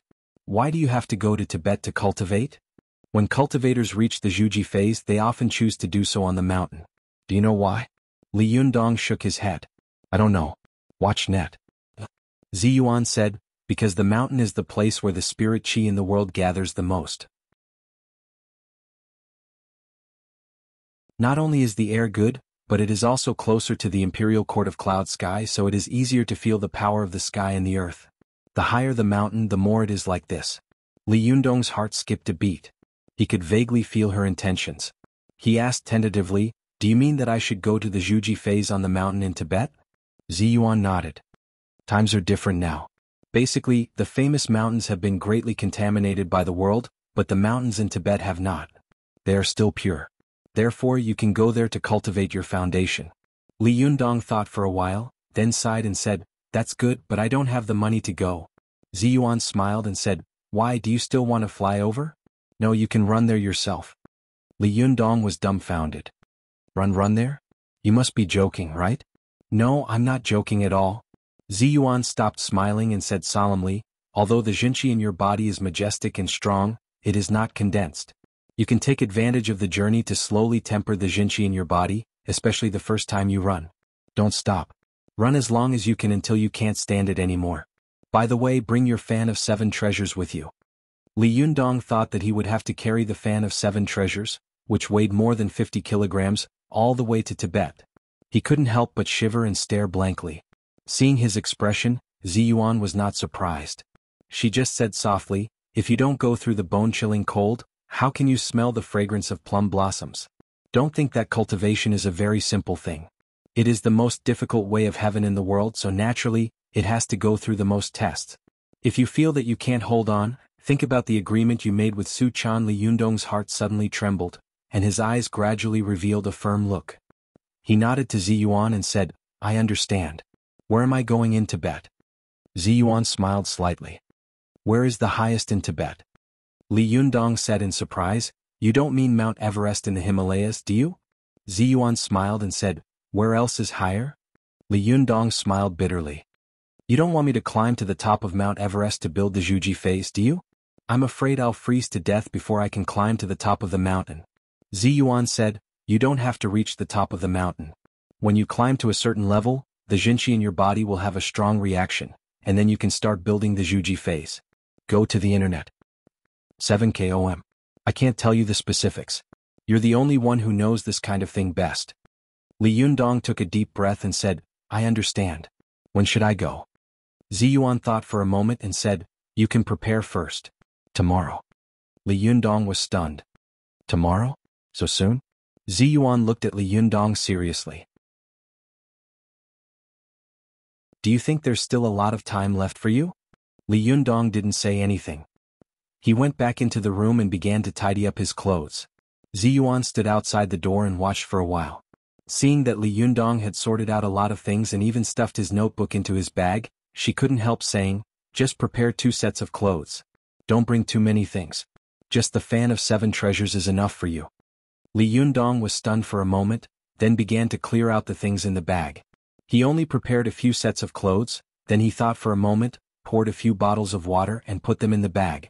Li Yundong was busy for a while, and suddenly remembered a very important thing. He only had a few hundred yuan on him. How could it be enough to spend on the way? Ziyuan seemed to notice what Li Yundong was thinking. She said, are you worried that the travel expenses along the way might not be enough? Li Yundong smiled awkwardly and said, yes, I only have a little money on me. Ziyuan said, you're not thinking about buying food when you're hungry and finding a hotel to sleep when you're sleepy, are you? Li Yundong couldn't help but ask, are we going to go there on an empty stomach all the way? Sleep when you're sleepy? Ziyuan didn't answer and asked, do you know how I cultivated back then? Li Yundong shook his head. Ziyuan said, at that time I begged alms all the way and walked more than 2,000 miles. When I was hungry I found food on the ground. When I was thirsty I drank water from the mountains. When I was sleepy I found a place to sit down and take a nap. It took me 35 days to reach my destination. Li Yundong couldn't help but look at her in shock. He couldn't imagine how a fairy-like woman like her, who had an otherworldly temperament, could complete this kind of ascetic monk-like cultivation. Ziyuan said, every year the Buddhist disciples of the Lamaism have to walk 1 or 2,000 kilometers in order to make a pilgrimage. They are much more miserable than us, but there are still countless devout believers who go to the snow mountain every year. Even mortals like them can stand it. As the successor of Jindan's stage, can't you stand it? If you can't stand it, how can you stand it when the divine tribulation comes? When heaven is about to give a person a great responsibility, it must first satisfy his will, tire his muscles and bones, starve his skin, empty his body and mess up his actions. Therefore it is necessary to be patient and do what he can't do. Ziyuan said word by word, her tone unprecedentedly solemn. Don't think that cultivation is the easiest thing in this world just because you've reached the sky in 1 step. On the contrary, if you haven't experienced real sharpening and you meet a strong opponent in the future, even if your spiritual energy surpasses that of others, it will be easy for your will to be destroyed and defeated, because you haven't experienced real sharpening. Li Yundong suddenly became solemn. He nodded and finally treated this cultivation as the most difficult thing in his life. He first sat down and thought about it carefully, then suddenly stood up and went to the room to find a pair of scissors. Then he cut open a few pieces of his clothes and wrapped the cut strips of cloth around the fan of 7 treasures. Ziyuan looked at his movements and nodded secretly. There was a hint of appreciation on her face. By the way, this fan of 7 treasures must not be seen by others. Otherwise, if other cultivators see it, they might be tempted by the treasure and try to snatch it. After Li Yundong wrapped the fan of 7 treasures, he made a strap with a thick strip of cloth and carried it on his back. He walked around the living room, tried to run and jumped a few times. Then he took off the fan of 7 treasures and readjusted the length of the strap. When he felt that it could be carried on his back diagonally, he nodded in satisfaction. Ziyuan watched him walk to the door, squat down and begin to put on his shoes. She asked in confusion, you don't want to go out now, do you? Li Yundong didn't look back and there was a rare firmness in his voice. As you said, I don't have much time left. If I delay 1 more second, I will waste 1 more second. Anyway, I've eaten today so I might as well go out now. As he spoke, Li Yundong had already put on his shoes. He stood up, stamped his feet and then looked at Ziyuan. Is there anything else I should pay attention to? Ziyuan thought for a moment and said, don't be nosy on the way, especially after entering Tibet. Try not to get in touch with the locals and don't get into disputes with them. Everything is about cultivating the Zhuji phase. When you complete the Zhuji phase, I will come to find you. Li Yundong nodded. He carried his tidied clothes and the fan of 7 treasures on his back. Before he went out, he looked back at Ziyuan and nodded. Well, thank you. Ziyuan smiled slightly. You don't have to thank me. I'm also doing it for my own cultivation. Li Yundong was stunned, but he didn't have time to think about it. He just said goodbye to Ziyuan and went out by himself. After leaving Hongxing New area, Li Yundong immediately ran to the nearest newsstand and bought a map of the whole country and Tianan City. He looked at the map for a while, confirmed the direction, and then began the long and arduous journey of cultivation. He was carrying a big iron fan that was nearly as tall as a person and wrapped tightly with cloth strips. There was also a bundle hanging on the big iron fan, which looked strange and immediately attracted the attention of the passers-by. Li Yundong felt a little strange under these gazes. He couldn't help but speed up his pace. As he ran, Li Yundong suddenly thought of what Ziyuan had said to him. Run all the way, this can temper your jinqi. Although Li Yundong didn't understand why running could temper his jinqi, he still did it. In the early summer of June, on the streets of Tianan City, a young man carrying a heavy luggage was running quickly, attracting the attention of many passers-by along the way. The sun was hanging high in the sky. Li Yundong couldn't help but raise his head and look at the vast sky. This was the first time he had gone so far alone, and it was the first time he had gone to such a far place with 2 legs. He couldn't help but sigh and feel confused. Where was his path? What would this cultivation journey be like? How would he build the Zhuji phase when he reached the Himalayas? He didn't know. He didn't know any of this. The only thing he knew was that if he wanted to know the answer, he could only slowly explore on the journey. This was not only the first long journey in his life, but also the first journey he had embarked on the road of cultivation. No one knew how far this young man would go in order to become stronger. /om/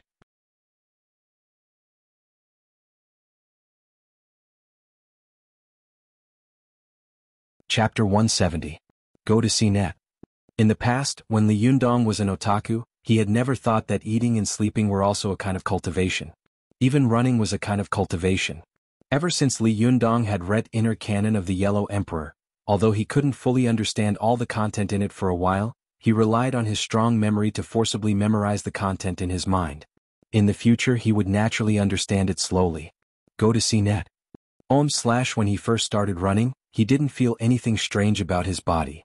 This was because his body had been transformed by the Renyuan Jindan to become extraordinarily strong. This kind of strength not only included strength but also a strong adaptability and durability.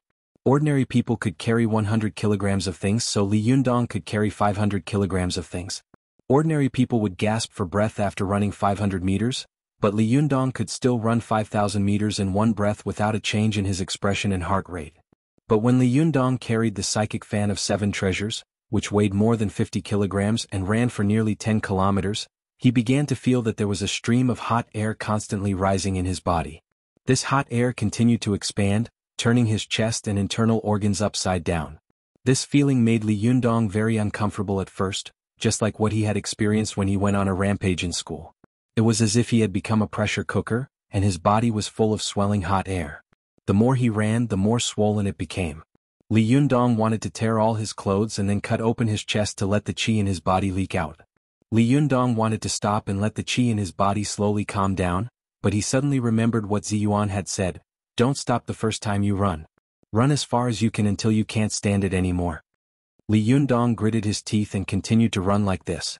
After running for another 5 kilometers, Li Yundong was already out of the city. He began to feel hot all over, and each of the 36,000 pores on his body felt as if they were being pricked by needles. It was painful and itchy. Li Yundong couldn't help but feel a little shocked. He couldn't understand why such a situation was happening. But when he thought about the inner canon of the Yellow Emperor he had read, he unconsciously searched his mind for the knowledge in it to explain such a phenomenon. After thinking for a while, Li Yundong really couldn't stand the feeling of the manic heat surging in his body. His pores opened and his body began to sweat. Go to CNET. 7K, As soon as he started sweating, Li Yundong suddenly felt that the stuffy feeling in his body had lessened a little. Li Yundong's spirit was greatly lifted. Suddenly his heart skipped a beat. He seemed to understand why Ziyuan had asked him to run to cultivate his body. When a person's pores open, the primordial qi in their body will flow out, and running will make all the muscles and internal organs in the body move, forcing the pores all over the body to open and excrete the primordial qi in the body. Vitality was a person's most precious essence. According to the theory of health maintenance, vitality was the amount one had at birth. It could not be increased, only decreased. Some people were born with a lot of vitality while others had less. It was like a gas tank. Some gas tanks were big while others were small. As he ran, Li Yundong thought to himself, witnessing his own self-enlightenment. People who don't know how to cultivate have no way to increase their own yuanqi. Yuanqi will only slowly decrease with the passage of time. Why were children's eyes so black and bright? And why did many people's eyes become dimmer as they got older?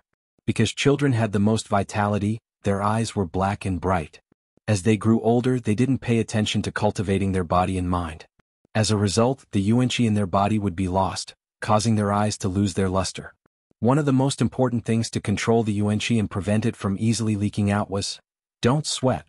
When people were young, their yuanqi and energy were the most abundant, so they often didn't pay attention to this point. They would easily sweat all over as if they had just taken a bath. Little did they know that this was a matter of great damage to their yuanqi. As Li Yundong ran, he thought about these questions in his mind. He was an extremely smart person. Just a little bit of advice from Ziyuan had allowed him to understand a lot of problems at once. He thought, why are many sports athletes in poor health when they get old? If there was something wrong with them, then there was something wrong with them. Part of the reason was that the high-intensity training had caused some damage to their bodies, but another very important reason was that they had perspired too much when they were young, and their pores had opened too much. Their vitality had been greatly damaged, and as a result, their bodies were empty and there was no qi to rely on when they were old. Moreover, why do many weak people feel dizzy after taking a hot bath for a long time? Because the pores had been open for too long, the primordial qi in the body had escaped. Watch net. 7 km.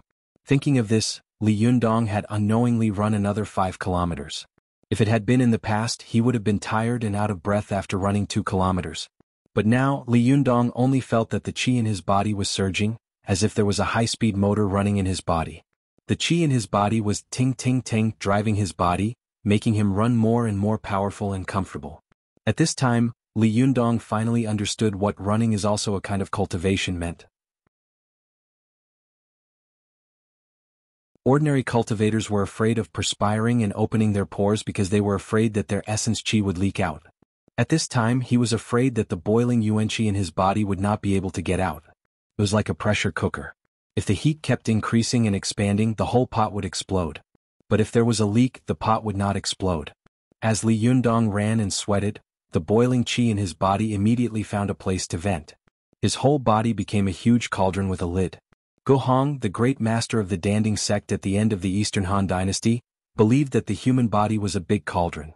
If people wanted to cultivate Niden, they had to use essence and qi as the medicine guide, and use their spirit to burn and refine, and finally cultivate the human Niden. The basic skill of cultivation was the process of refining the essence and qi of the human body into Niden. Previously, Ziyuan had thought that although the jinqi in his body was vast, it was not condensed. But at this time, when he started running violently, the jinqi in his body surged and rolled, and his whole body became a pressure cooker. A huge pressure was produced in his closed body, constantly washing his meridians and squeezing the jinqi in his body. This was the same as stewing bones in a pressure cooker. If you didn't use a pressure cooker, it would take nearly an hour or two to stew the bones completely. But if you used a pressure cooker, the bones would be rotten after a while. This was the case in Li Yundong's body at this time. His body was the pressure cooker and the jinqi in his body was the bones. Before he knew it, Li Yundong had run nearly 30 kilometers along the main road. It was noon and Tianan City was a southern city. It was already very hot in June and the sun was shining brightly. Li Yundong felt as if he had just been fished out of the water. There was not a single dry spot on his body. Every time he stepped on the pavement, he would leave a footprint on the pavement. Li Yundong was so tired that he looked like he had just been fished out of the water. Although Li Yundong was sweating all over, he did not feel tired at all. Instead, the more he ran, the more energetic he became, and the more he ran, the brighter his eyes became. While running, Li Yundong could not only feel that the jinqi in his body was like fine steel that had been tempered thousands of times, constantly being knocked and impacted. He could even clearly feel that his internal organs were constantly wriggling, shaking with the heat in his body. Li Yundong couldn't help but think, why do so many people who love to exercise rarely get sick? Because when they exercise, the internal organs in their body will also wriggle. Although this kind of wriggling is far from comparable to the movement of muscles, it is also a kind of exercise. Every exercise will mobilize the primordial qi in the body to gather in these organs, making them constantly stronger. This principle was the same for people who learned to sing. Even if their voices were damaged in the beginning, it did not matter because the vocal cords would become stronger and thicker the more they practiced. The internal organs of the human body also worked the same way. Li Yundong knew that at this time, the organs in his body were constantly wriggling, constantly replenishing the various organs with primordial qi. This kind of exercise was 100 times, or even 1,000 times stronger than that of ordinary people. With the medicinal power of Rinyuan Jindan, Li Yundong's exercise for an hour was equivalent to that of ordinary people for a month. His exercise for a day was equivalent to that of ordinary people for a year. When Li Yundong ran like this for another 10,000 meters, he began to feel a dull growling sound coming from his stomach. At first, Li Yundong thought that he was hungry, but he soon realized that something was wrong. The sound in his stomach was getting louder and louder, and with every sound he felt his body tremble. The sound was like rolling thunder in the distant sky, deep and dull, like the roar of a tiger or leopard in the depths of the mountains. Could this be the tiger-leopard thunder sound? A thought flashed through Li Yundong's mind. As a professional otaku, Li Yundong had been watching Jin Yong's Wuxia novels since the first year of high school. Even now he was still a martial arts fan. Of course, he was no stranger to the tiger-leopard thunder sound. Li Yundong had once read The Lost Martial Arts World by Li Zhongshuan, the last disciple of Master Shang Yunxiang. In this book, Li Zhongshuan asked his master Shang Yunxiang, "What is the tiger-leopard thunder sound?" Shang Yunxiang picked up a cat and placed it in Li Zhongshuan's hands, saying, "This is the tiger-leopard thunder sound." Li Zhongshuan was instantly enlightened. Cats, leopards and tigers were all feline animals. They all had one thing in common, and that was that their stomachs would constantly produce a low, deep sound. This sound was the sound of their internal organs constantly wriggling, like rolling thunder in the distant sky. That was why it was called the tiger-leopard thunder sound. The low, deep sound in Li Yundong's stomach was the state that most martial artists were unable to reach, the tiger-leopard thunder sound. Be it cultivators or martial artists, it would take years or even decades of painstaking effort to master the tiger-leopard thunder sound. It took only a day for Li Yundong to master it. While Li Yundong was shocked, he also sighed at the wonders of the Rinyuan Jindan. Without the Rinyuan Jindan, he would never have been able to master the tiger-leopard thunder sound. His internal organs were constantly wriggling, and Li Yundong could clearly feel his bones and muscles swelling. This feeling of swelling was not painful. Instead, it was full of power. Li Yundong could feel that the qi in his body was flowing rapidly at this time. Part of the qi was leaking out of his pores, excreting the excess qi, while the other part of the qi was driving his blood to flow quickly. The more Li Yundong ran, the more comfortable he felt. The more he ran, the more energized he felt. His running speed was comparable to that of a normal person sprinting for 100 meters. This terrifying speed shocked some of the passers-by on the road, and they almost caused a car accident. Suddenly, Li Yundong felt that perhaps this cultivation was not an extremely arduous journey. On the contrary, he was enjoying it and he would never get tired of it. /om/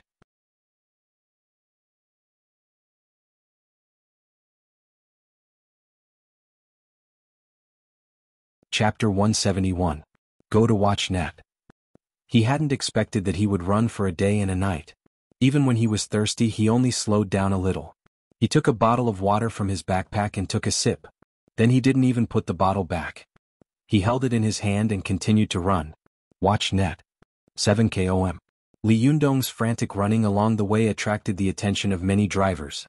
Some of them even deliberately slowed down their cars to follow Li Yundong, wanting to see how long this young man could run. But after following him for more than 10 minutes, some of them realized that this young man, who was carrying a luggage bag wrapped tightly with a cloth strip, was actually walking at a fast pace as if he was sprinting. There was no sign of him slowing down at all.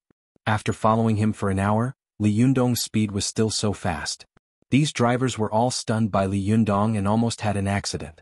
How could a human run so fast for so long? Could it be that this young man is from the national track and field team? While Li Yundong was drinking water, some kind-hearted drivers took the opportunity to ask loudly, "Young man, do you need a ride?" Li Yundong waved his hand with a smile, wiped the water from his mouth and continued running. Under the training of the tiger-leopard thunder roar, Li Yundong's internal organs became stronger and stronger.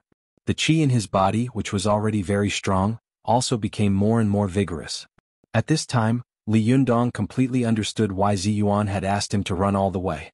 It turned out that when he ran, his qi and blood would boil with it, and when he deliberately controlled the boiling qi in his body, he could constantly train the qi in his body. Long-distance running was the process of constantly tempering his internal organs and 8 extraordinary meridians. It was like building a dam in the upper reaches of the Yangtze River. At first, not a single drop of water was allowed to flow out, so the water accumulated more and more, and the water pressure became stronger and stronger. But when the water pressure exceeded the level that the dam could bear, the dam began to automatically drain water to prevent it from being broken by the flood. Watch net. This was the reason why Li Yundong began to sweat. When the human body's pores opened, it was as if the dam had opened the gate, and the accumulated water gushed out of the dam. When the water gushed out, the human body would spontaneously thicken and strengthen the dam again, and the water that could be stored would be a little more than the last time. When it couldn't stand it anymore, the dam would be opened again, and the excess water would pour out again. In this process, Li Yundong could feel that the more he exercised, the more vigorous the qi in his body became. The more he was hammered, the more condensed it became. At first, it was like a rushing Yangtze River, but slowly, it became like high-pressure water gushing out from a pipe. The force was frightening. Even on the second day, he began to notice that he could control the opening and closing of his pores. He could control where he wanted to sweat and where he didn't want to sweat. After discovering this, Li Yundong's heart skipped a beat. He began to gradually close some of his pores to prevent the yuan qi in his body from leaking out. This undoubtedly increased the pressure in his body.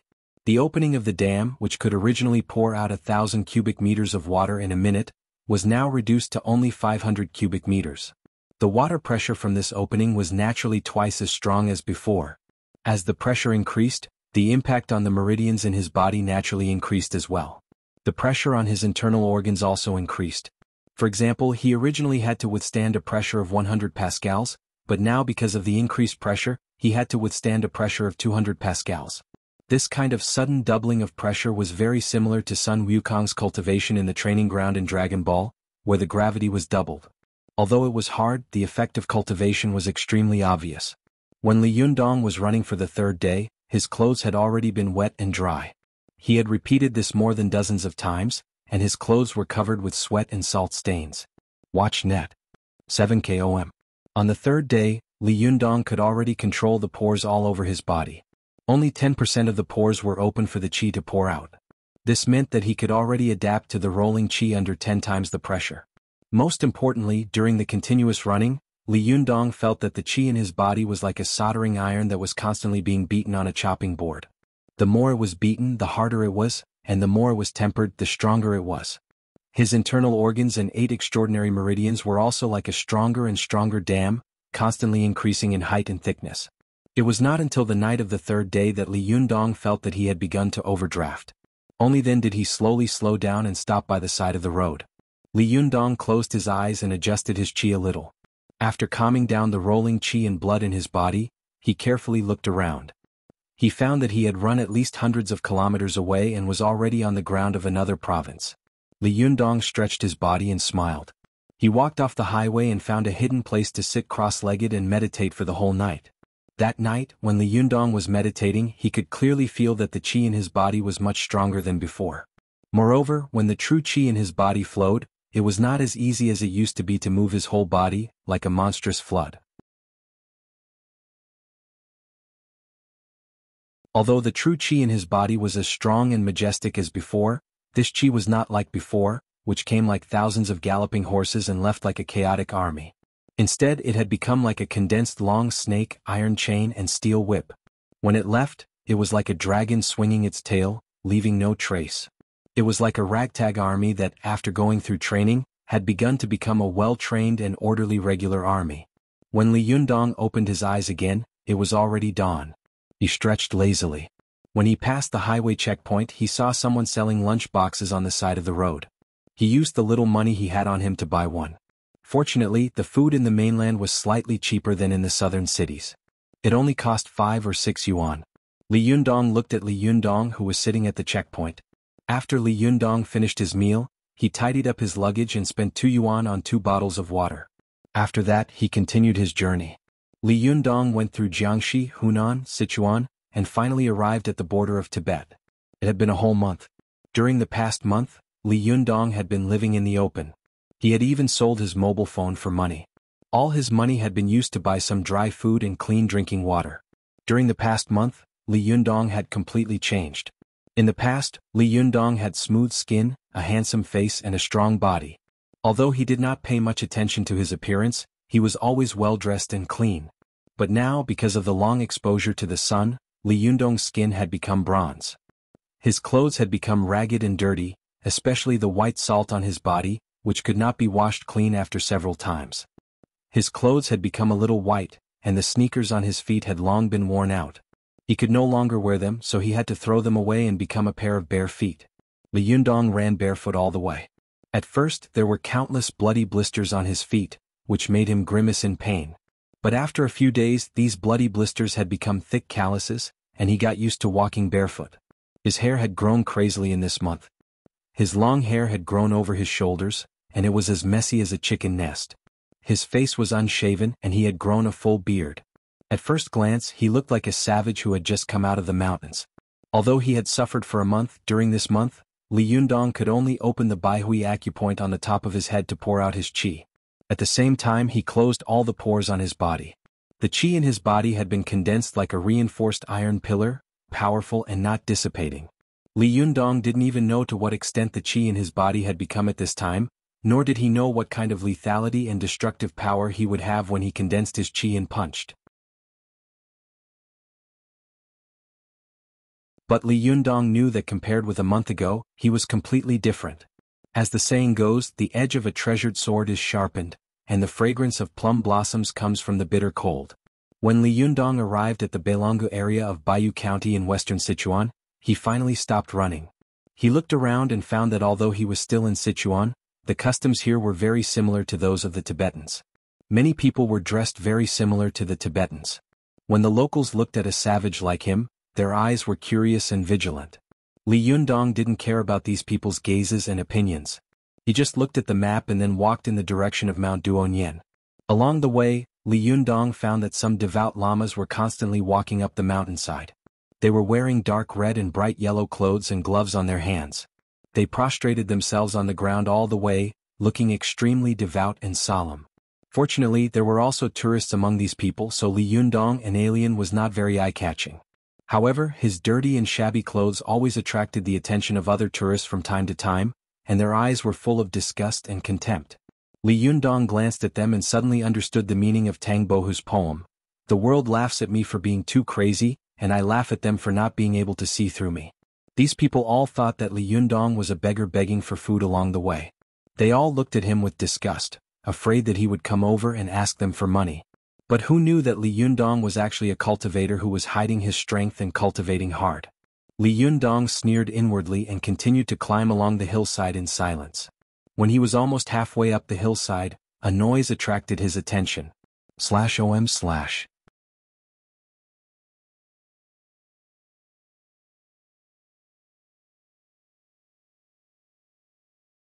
Chapter 172. Go to WatchNet. Li Yundong looked in the direction of the noise and saw a group of people gathering on the road halfway up the mountain. There were pilgrims in llama clothes, and there were also travelers in various costumes. WatchNet. 7 km. These people were surrounding a girl who looked to be about 17 or 18 years old. This girl was dressed in white Tibetan clothing and was squatting on the ground. Her hair was full of thin braids. Her appearance was delicate and pretty, and her face was rosy, revealing a healthy youthful color. However, her expression looked very mournful. She was hugging a motionless old man and crying loudly. The old man was wearing a yellow and red llama robe. His face was full of deep wrinkles and he looked to be in his 70s or 80s. Like the other pilgrims, he wore gloves. There was a thick layer of black callus on his forehead, and there were obvious abrasions on his chest and knees. He was obviously a devout pilgrim, but he might have fallen here because his body was too weak during the journey. The girl hugged the old man's body and cried. Some of the surrounding Buddhists sighed softly, while others spun the prayer tubes and softly chanted scriptures. These people were all talking in Tibetan. Li Yundong was confused and couldn't understand a word. Just as he was about to turn around and leave, he saw a few people squeezing in from outside the crowd. Two of them were foreigners with deep eyes and high noses, and a black-headed Chinese man. The two foreigners and the Chinese woman were all carrying huge luggage bags, wearing travel clothes specially made for mountaineering, and wearing big sunglasses. After they squeezed into the crowd, the Chinese woman squatted down and said to the Tibetan girl in Tibetan, "What happened here?" The girl raised her head and looked at them with teary eyes. "My Changbajila has gone to see the living Buddha. He left me alone on the pilgrimage. Who are you?" The Chinese woman pointed to the two foreigners behind her and said, "They are mountaineering enthusiasts, and I'm their language interpreter and guide. I know a little about first aid. Do you mind if I show him?" The girl carefully looked at the two foreigners, her eyes full of vigilance and doubt.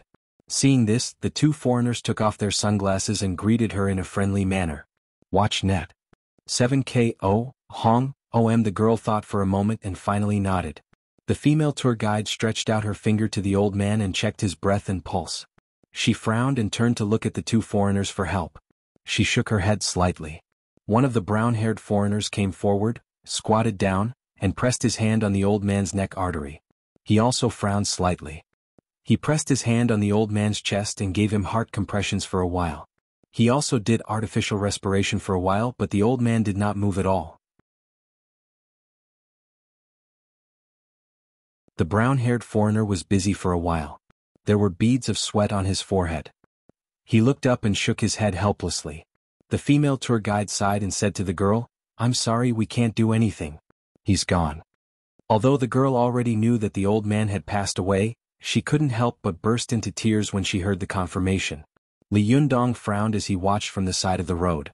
He subconsciously wanted to go and have a look, but he remembered that Ziyuan had once told him not to meddle in other people's business on the road.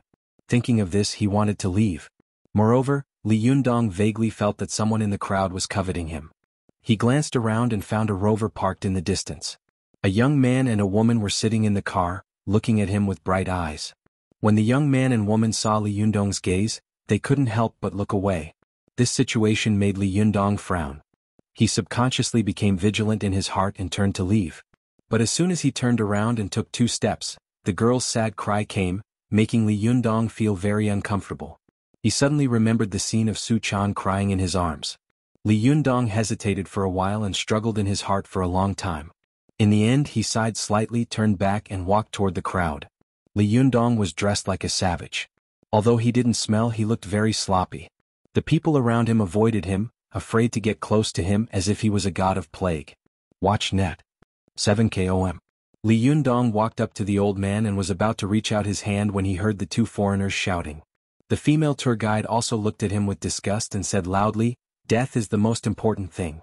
What are you doing?" After saving Hardadef and Chow Kefi, Li Yundong already had some experience in such things. He turned his head to look at the female tour guide and saw that the woman had a decent appearance and looked quite beautiful. He was too lazy to answer her. He continued to stretch out his hand and help the old woman sit up. The surrounding Tibetans burst into an uproar and began to criticize him loudly. However, most of them spoke in Tibetan, and Li Yundong couldn't understand a single word. However, the girl could tell from his dress that Li Yundong looked like a Han, so she shouted in Chinese full of hostility, "What are you doing? Don't touch Changbajila. His soul has gone to see the living Buddha. You can't touch his body like this." Li Yundong glanced at the girl, smiled and didn't say anything. He reached out his hand and pressed it on the old man's head. A strong and condensed Yuanyang genuine qi surged into the old man's body. When the surrounding Tibetans saw Li Yundong's appearance, as if he looked down on all of them, they were all angry. Some of the young people even wanted to come over and fight. The two foreigners also looked frightened. For fear of being implicated, they stood up one after another, waved their hands and shouted, "No, no." The female tour guide also shouted, "Don't be impulsive, don't be impulsive." But what could the 3 of them outsiders do? The Tibetans were aggressive and united. They were very xenophobic. They didn't care about the 3 of them and rushed up to beat Li Yundong. Li Yundong was angry in his heart. He raised his head, and the jinqi in his body moved to his eyes. He rolled his eyelids, and his divine eyes swept over the people around him like lightning. Before Li Yundong had cultivated hard, his gaze could still make ordinary people tremble with fear. At this time, after a month of hard cultivation, the jinqi in his body had been like hard pig iron, but now the jinqi in his body was like fine steel that had been tempered 100 times. It was extremely hard and strong.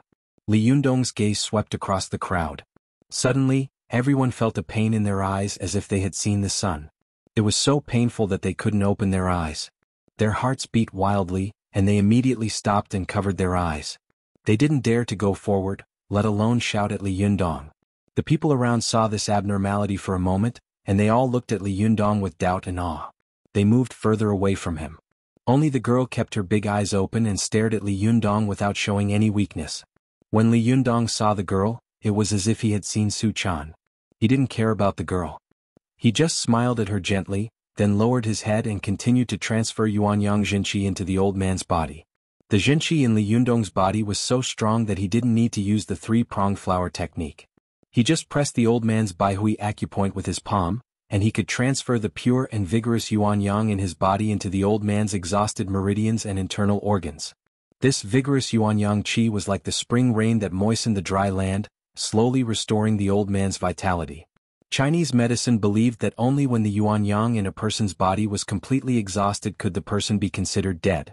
Therefore there was a saying that people had run out of luck. Such people could not be saved even by God. However, the old man's body couldn't bear the pain of the pilgrimage. For a while he couldn't adjust the little Yuanyang in his body, so he suddenly died. Although his situation was similar to Chao Kefi's, he was old and not as young as Chao Kefi. His body had not yet been exhausted. As soon as Li Yundong's vigorous Yuanyang qi was injected into his body, the old man reacted strongly and woke up immediately. After Li Yundong injected the Yuanyang qi into the old man's body, he could clearly feel that his Jinqi was like a sharp tentacle, exploring the old man's body.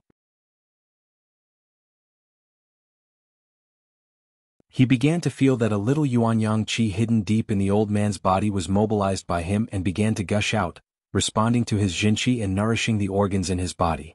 Li Yundong nodded to himself, knowing that the old man had been saved by him and would wake up soon. He gradually returned the qi to his body.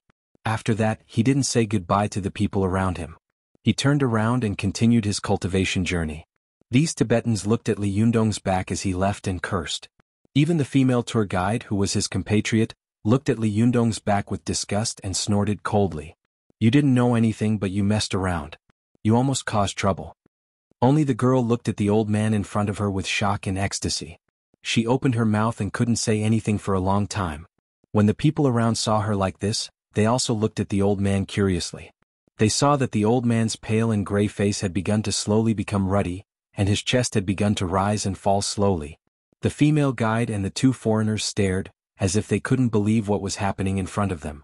Without waiting for the girl's consent, the female guide reached out her hand and pressed slightly near the artery on the old man's neck. Her eyes suddenly widened and she cried out involuntarily, "He came back to life?" The two foreigners couldn't believe it. They had personally confirmed the old man's death before. How could he suddenly come back to life? The girl supported the old man with a face full of ecstasy and shouted, "Changbajila, wake up, wake up!" The surrounding Tibetans saw it clearly. Under the girl's shout, the old man's eyelashes began to tremble, as if he would open his eyes at any time. They all looked happy and shouted, "Changbajila, wake up!" The crowd's shouts were like a shot in the arm. After a while, the old man suddenly exhaled a mouthful of turbid qi, opened his eyes and woke up. With tears in her eyes, the girl shouted happily and threw herself into the old man's arms. "Changbajila, I thought you were gone. Medua was scared to death by you." The old man looked around in confusion and suddenly said, "How could I be here? I clearly saw the living Buddha enlightening me just now and sending me to the Western paradise.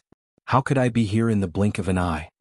The surrounding Tibetans were all shocked and asked, "Changbajila, did you see the living Buddha?" The old man nodded firmly and solemnly. "Yes, I saw the living Buddha, /OM/."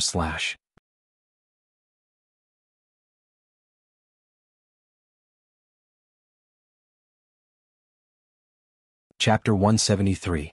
Go to the net. Did Changbajila really see the living Buddha? It's possible. I once heard from Japugla that when people are about to die, they can see the gods and Buddhas. But why did Changbajila suddenly come back to life? That's possible. Maybe the living Buddha cured him? Well, it's possible. But just now, only that Han teenager touched Changbajila strangely. After a while he recovered. Could it be that he's the living Buddha? Impossible, impossible. He's a Han. How could he be the living Buddha?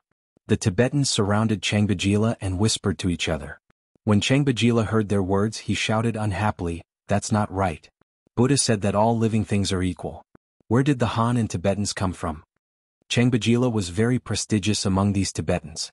As soon as he spoke, they all shut up, but there was still a look of disapproval on their faces. Achenjom Changbajila sat for a while and gradually regained his strength. He stretched out his hand and gestured for Meduo to help him stand up. Meduo said nervously, "Changbajila, you haven't recovered yet. You'd better sit down and rest for a while." Changbajila laughed. The deep wrinkles on his face were like blooming chrysanthemums. "I'm very good. I haven't felt as comfortable as I do today for more than 20 years. As he spoke, he was about to stand up. Meduo, who was beside him, was very nervous, so she helped him stand up. As soon as he stood up, Changbajila asked Meduo, "What on earth happened? I only remember that I seemed to have suddenly fainted during a pilgrimage. Then I saw the living Buddha standing behind me and giving me enlightenment." Meduo's eyes widened. She pointed to the two foreigners and the Chinese female guide and said, "Changbajila, they felt your pulse and tested your breath. They said that you had already gone to the Western Paradise." Changbajila politely put his palms together and bowed to the two foreigners and the Chinese female guide. "Tashi Delek, thank you for your help." After the two foreigners listened to the translation of the Chinese female guide, they quickly put their palms together and bowed in return. Changbagra straightened his back and asked, "Did anything else happen after that?" Meduo hesitated for a moment and said, "A dirty Han man squeezed in and touched your head with his hand. Then he left." Changbajila's eyes lit up. "And then?" he asked. Meduo said with a puzzled expression, "And then you woke up." Changbajila became excited and asked loudly, "Where is this person now?" Meduo pointed in the direction of the mountainside. "He went there." Changbajila stomped his feet and said, "Meduo, what did I teach you? Why didn't you leave him behind? That's my savior. He is the living Buddha that I saw." Before Meduo could say anything, the surrounding Tibetans widened their eyes and said one after another, "Changbajila, are you confused?"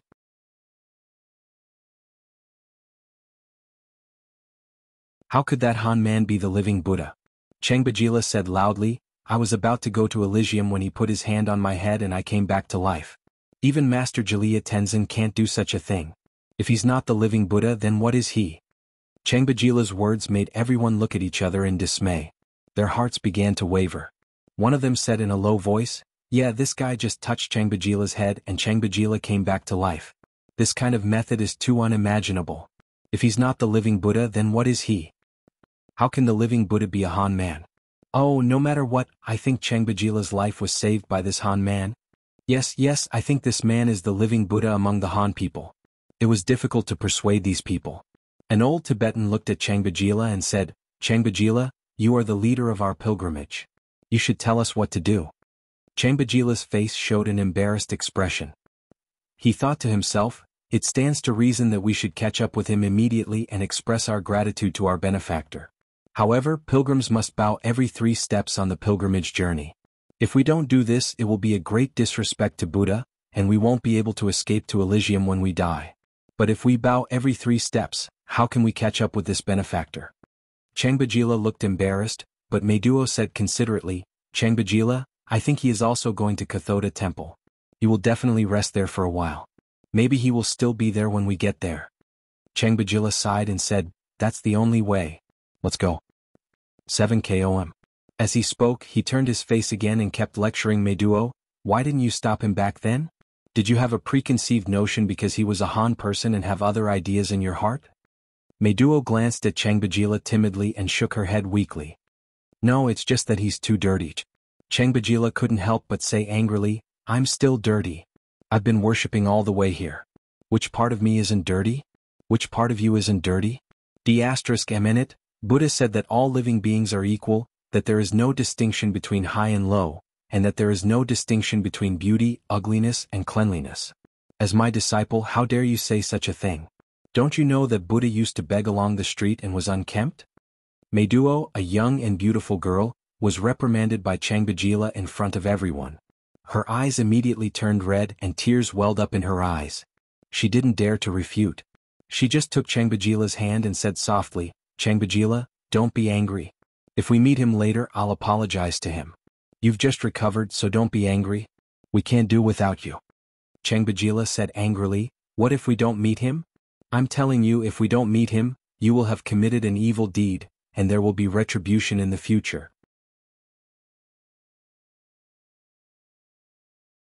Meduo couldn't hold it in any longer.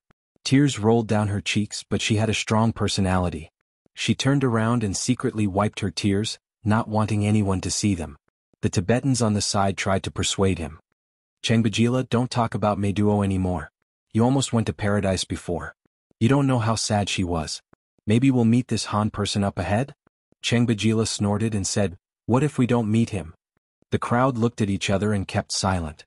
Chengbajila stopped talking. He faced the direction of Mount Duonyen, put his palms together, raised them above his head, and knelt on the ground. Then he kowtowed to the ground, touched his mouth, and prostrated himself on the ground. His heart touched the ground and his whole body touched the ground. He completed the worship. When the Tibetans saw that he had started the pilgrimage, they followed him one after another. They knelt down every 3 steps as they walked toward the Kathoda temple halfway up the mountain. 2 foreigners who were climbing the mountain witnessed this scene. After listening to the translation of the female guide from China, they couldn't help but praise, what a magical country. What a magical pilgrim, what a magical living Buddha. The female guide Wuxia said with a dubious look, that scruffy man is a living Buddha? I don't believe it. One of the foreigners said, it doesn't matter whether he's a living Buddha or not. What's important is that he pressed his hand on the dead old man's head and the old man came back to life. It's really amazing. Wuxia, are all Chinese people so magical? Wuxia curled her lips and muttered in Chinese, who knows if he's just a blind cat running into a dead mouse. When the foreigner saw that she was speaking Chinese and he couldn't understand it, he shrugged helplessly and said to his companion, hey Jack, is your camera used as an ornament? Why didn't you take a picture of it just now? Jack said, Luby, I didn't think of it. Don't worry, I'll take it out now. I won't turn it off again. Luby smiled and said, then let's go all the way. I have a feeling that these people are going to cause trouble. Li Yunyang had no idea that a group of people was chasing him, but they were all in different ways. He had been crawling along the mountain path of Mount Duanyan. He had already gotten used to the weight of the fan of 7 treasures, which weighed more than 50 kilograms on his back. It was as light as a feather. Although he didn't run, even walking gave people the feeling that there was wind under his feet. The scenery on the side of the road kept passing behind him. When he was halfway up the mountain, Li Yunyang looked up and saw a magnificent temple standing in front of him. Under the golden sun, red palaces were densely packed like a forest. In this forest, the Naomi Sushiong Spirit Pagoda, known as the decoration of the snow mountain, was clustered in the middle of the palaces.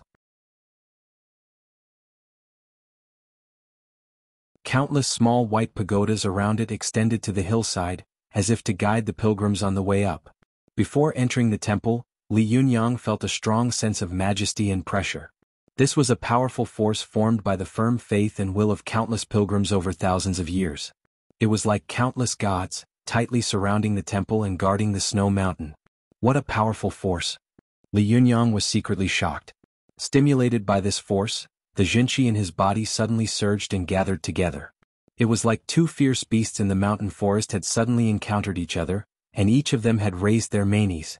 As soon as the Jinqi in Li Yunyang's body gathered, he immediately felt that the power lingering over the temple suddenly formed a Vajra Arhat with a Vajra pestle in its hand and a red sun Vajra wheel behind it. With a ferocious expression, it pounced on him fiercely.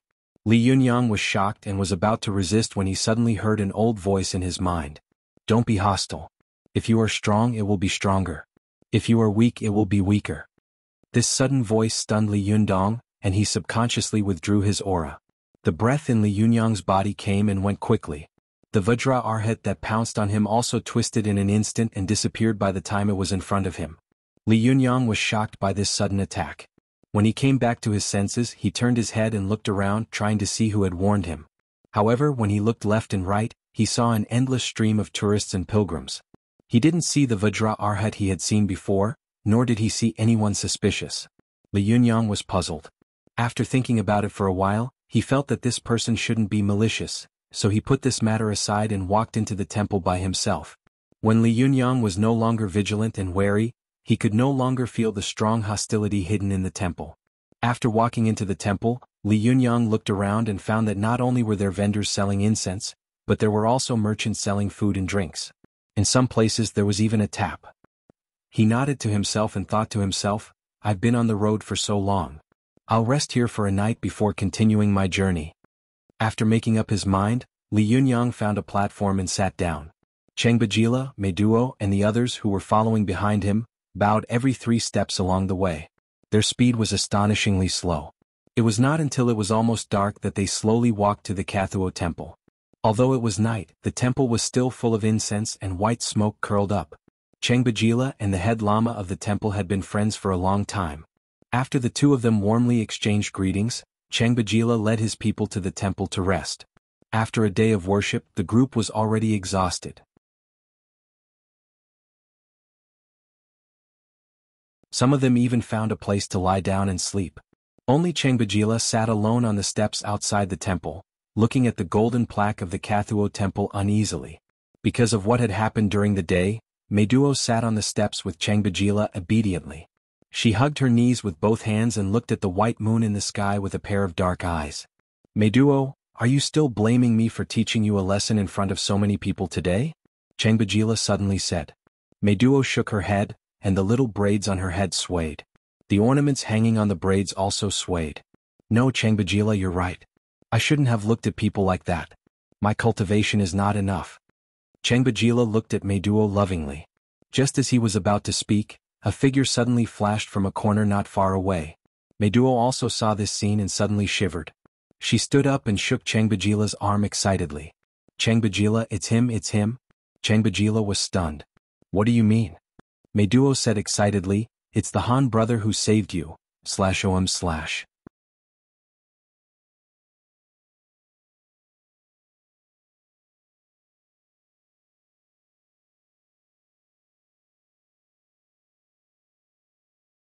Chapter 174. Go to WatchNet. When Changbajila heard this, he immediately stood up and asked, where is he? Meiduo pulled Changbajila and chased after him. I saw him pass by just now. Go to WatchNet. 7 km. The two of them chased after him in a low voice. After only a few turns, they heard the sound of water. They poked their heads out and looked under the moonlight. Meiduo's face immediately turned red. She saw Li Yundong taking off his clothes and scrubbing his body under the tap. Although it was night, the moonlight was bright. Meiduo could clearly see Li Yundong's naked body, and she could also clearly see his muscles, which were like steel bars. After a month of hard work, almost all the fat on Li Yundong's body had been burned off, leaving only developed and strong muscles. The blood vessels under his skin had become extremely thick, and when he moved slightly, the muscles on his body would roll. Under the curtain of night, Li Yundong's back was facing Meiduo. His back was broad and water droplets rolled down his back, reflecting the cold moonlight. This made his skin look like it was made of steel. It was hard and powerful, giving people a strong sense of security and strength. Although Changbajila was an experienced and knowledgeable old man, he suddenly saw Li Yundong standing there like an iron tower. Half of his body was hidden in the darkness, and the other half was bathed in the moonlight, mysterious and majestic. He couldn't help but wonder in his heart, he looks like a young man. How can he be so powerful? Is he not the living Buddha but the Mahagala? The Mahagala was the guardian Vajra of Tibetan Buddhism. It had 3 heads and 6 arms and was mighty and invincible. For a moment, the two of them were stunned. They held their breath and didn't make a sound. They just watched Li Yundong scrub his body under the tap and then put on his clothes. When Li Yundong put on his clothes, he suddenly became a very sloppy beggar. This strong contrast made Changbajila and Meiduo unable to react for a moment. This was the first time Li Yundong had taken a bath in nearly 10 days. After taking a bath, he felt refreshed and comfortable. He stood where he was, secretly mobilizing the qi in his body and feeling the condensed and vigorous true qi in his body rushing through his meridians. After a while, Li Yundong sat down cross-legged and began to meditate and practice qi. WatchNet. Meiduo, who was standing to one side, was stunned. She pulled Changbajila's hand and was about to speak when Changbajila pulled her aside. After a long distance, he whispered, I told you that he was a living Buddha. Do you believe me now? The Taoist meditation posture was very similar to the Buddhist meditation posture, especially when looked at from the back. Meiduo was also surprised and whispered, I didn't expect him to be a believer, but why doesn't he go on a pilgrimage? Changbajila smiled and said, we believe in Tibetan Buddhism. Perhaps he believes in Central Plains Buddhism. This is different. Meiduo asked, is he a follower of Buddhism in the Central Plains? Chengbajila thought about it and said, it's possible. Meiduo asked, then what is he doing here? Look at him, he seems to have walked here. The calluses on his feet are very thick. Chengbajila smiled and said, Meiduo, you are very observant. Thinking of Li Yundong's strong body, which many Tibetan boys didn't have, Meiduo couldn't help but blush a little. She averted her eyes and changed the topic. Chengbajila, what do you think he is doing here? Chengbajila said, many Buddhists in the Central Plains like us also advocate asceticism, so there is a saying about ascetic monks. I guess this person is an ascetic monk. But speaking of this, Meiduo said, but he didn't shave his hair. Chengbajila couldn't help frowning and said, maybe he cultivates with his hair? But I've never heard of an ascetic monk cultivating with his hair. As they were talking, the two of them suddenly heard a low sound of something breaking through the air. The girl and the old man looked at each other and slowed down to see what was going on. Seeing this, the two of them were immediately stunned. They saw a thin line of white mist emerging from the top of Li Yundong's head. Although it was night, it could still be seen with the naked eye. His chest rose and fell, and when he took a deep breath, Meiduo and Chengbajila felt as if the air around them had been sucked away by this young man. Meiduo had sharp eyes. She nudged Chengbajila with her elbow and then pointed to the ground. Chengbajila looked down and was so shocked that his eyeballs almost fell out of their sockets. Go to the internet. 7 km. When Li Yundong took a deep breath, the sand and dust on the ground rolled toward him, as if he was a huge black hole. But when Li Yundong exhaled, a straight and thin white line sprayed out of his mouth. It flew more than 10 meters away, hit the red and black walls of the temple, and then scattered in all directions. The two of them were shocked by Li Yundong's abnormality. Suddenly, the qi in Li Yundong's body began to surge violently, as if there was a thunderstorm in the sky. Countless thunderbolts fell and began to fiercely attack Li Yundong's lower abdomen and lower dantian. Li Yundong knew that this was a situation where he had to enter the Zhuji phase in advance, but his current environment was not right, so he didn't dare to enter the Zhuji phase directly. He suddenly opened his eyes and instantly mobilized the surging qi in his body into his arms. Then he jumped up, exhaled, and punched a hard rock 3 meters away. With a muffled bang, Meiduo and Chengbajila felt the ground under their feet tremble slightly, as if an invisible giant had just stamped on the ground. The two of them didn't dare to breathe too loudly. They just watched as Li Yundong gradually withdrew his qi and then carried the tightly tied fan of 7 treasures on his back again. Then they left the temple and continued to climb to the top of the mountain. Meiduo and Chengbajila waited until Li Yundong was far away before they dared to come out. At the same time, they moved closer to the rock that Li Yundong had punched 3 meters away, which was as tall as a man. This rock was originally a treasure of the Kathuo temple, which was engraved with golden Sanskrit characters. Li Yundong had exhaled in the dark, so he didn't have time to identify it. He punched out and made a fist mark in the middle of the treasure of the temple. Meiduo and Chengbajila took a closer look and saw that there was a clear fist mark on the stone. With the bright moonlight, they could even see the clear and recognizable skin lines in the fist mark. Around the fist mark, the stone wall was extremely smooth, as if someone had deliberately skimmed it with a file. Meiduo and Chengbajila looked at each other. Both of them were so shocked that they couldn't control themselves. Meiduo said, God of heaven. This Han brother is too powerful. Chengbajila also murmured excitedly, Mahagala, this must be the reincarnation of Mahagala. While one of them was shocked and the other was excited, a cold cough suddenly came from behind them. Meiduo was startled and quickly turned around, only to see a boy standing in front of her. Although his hair had been washed, it was still messy and draped over his shoulders. The beard on his face almost covered his appearance. It was Li Yundong who had returned. Li Yundong looked at Meiduo and Chengbajila warily and asked in a deep voice, Why are you following me? At this time, Chengbajila turned around and knelt down excitedly. He threw himself on the ground, the backs of his hands touching the ground, and his palms facing the sky. He said piously, Mahagala, thank you for saving my life. Li Yundong's vigilance dropped slightly. He bowed slightly and made a gesture of bending down to support him. You're welcome. It was just a small effort. Chengbajila got up from the ground, turned his head, and glared at Meiduo, who was looking at Li Yundong curiously. He said in a low voice, Why are you in a daze?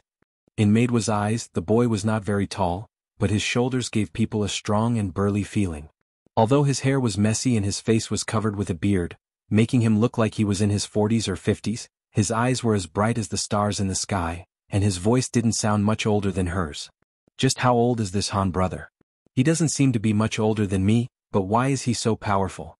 Is it really as Changbajila said? Is he really the reincarnation of Mahagala? Meduo thought to herself. When she heard Changbajila's low scolding, she immediately came to her senses. Her ears were slightly red, and she said to Li Yundong in a slightly broken Chinese, "I'm really sorry for what happened today. You saved Changbajila's life, but I offended you. If you want to scold me or beat me, I will have no complaints." Meduo was originally a beautiful woman, and she had the reputation of being the most beautiful flower in the tribe. Even her name, Meduo, meant beautiful flower in Tibetan. Looking at a beauty under the moonlight made her even more charming and charming. Even an Iron Man would be a little soft-hearted when Meduo apologized carefully, let alone Li Yundong, who was born to have tender feelings for the fairer sex. Li Yundong saw that although the Tibetan girl was dressed in a foreign style, her pure and innocent eyes were very similar to Su Chan's. He loved her, and he also had a good impression of Meduo. Otherwise he wouldn't have helped her on the road at all. Li Yundong nodded to Meduo with a gentle smile on his face. "You don't have to be so polite." When Meduo saw Li Yundong smile slightly, the way he looked at her also became particularly gentle. Although she was young, she had long understood the relationship between men and women. In addition, Tibetan girls were bold, enthusiastic, open, and lively. She subconsciously took this kind of look as Li Yundong's way of expressing his love for her. Her heart thumped wildly and her ears turned red. As an old man in his 70s and 80s, Changbajila's heart was as clear as a mirror. He chuckled with a kind smile on his face and said in Chinese, "May I know the name of my benefactor?" Li Yundong smiled and said, "I don't deserve to be called a benefactor. Grandpa, you can just call me Li Yundong." Changbajila smiled and stroked the 3-inch-long white beard on his chest, saying, "It turns out to be brotherly. I wonder what you are doing here? Are you traveling or cultivating?" Li Yundong was stunned.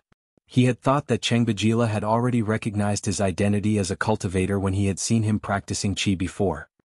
He thought for a moment and simply admitted, "I'm here to cultivate." Changbajila's smile became more and more brilliant. "That's great. We are also going on a pilgrimage to the Snow Mountain. If you don't mind, let's go together. What do you think?" Thinking of the way these people kowtowed every 3 steps, Li Yundong couldn't help but smile bitterly and refuse in his heart. He said, "I may be in a hurry and Yug." Changbajila seemed to have seen through Li Yundong's thoughts. He waved his hand and said with a smile, "We don't kowtow every 3 steps along the way. Only when we reach the foot of the holy mountain do we start to worship and move forward. Otherwise, I'm afraid that we would have kowtowed to death before we even reached the halfway point." Seeing that the old man was speaking heartily, Li Yundong couldn't help but laugh. Seeing that he was a little moved, Changbajila said to Meduo, "Meduo, don't you think so?"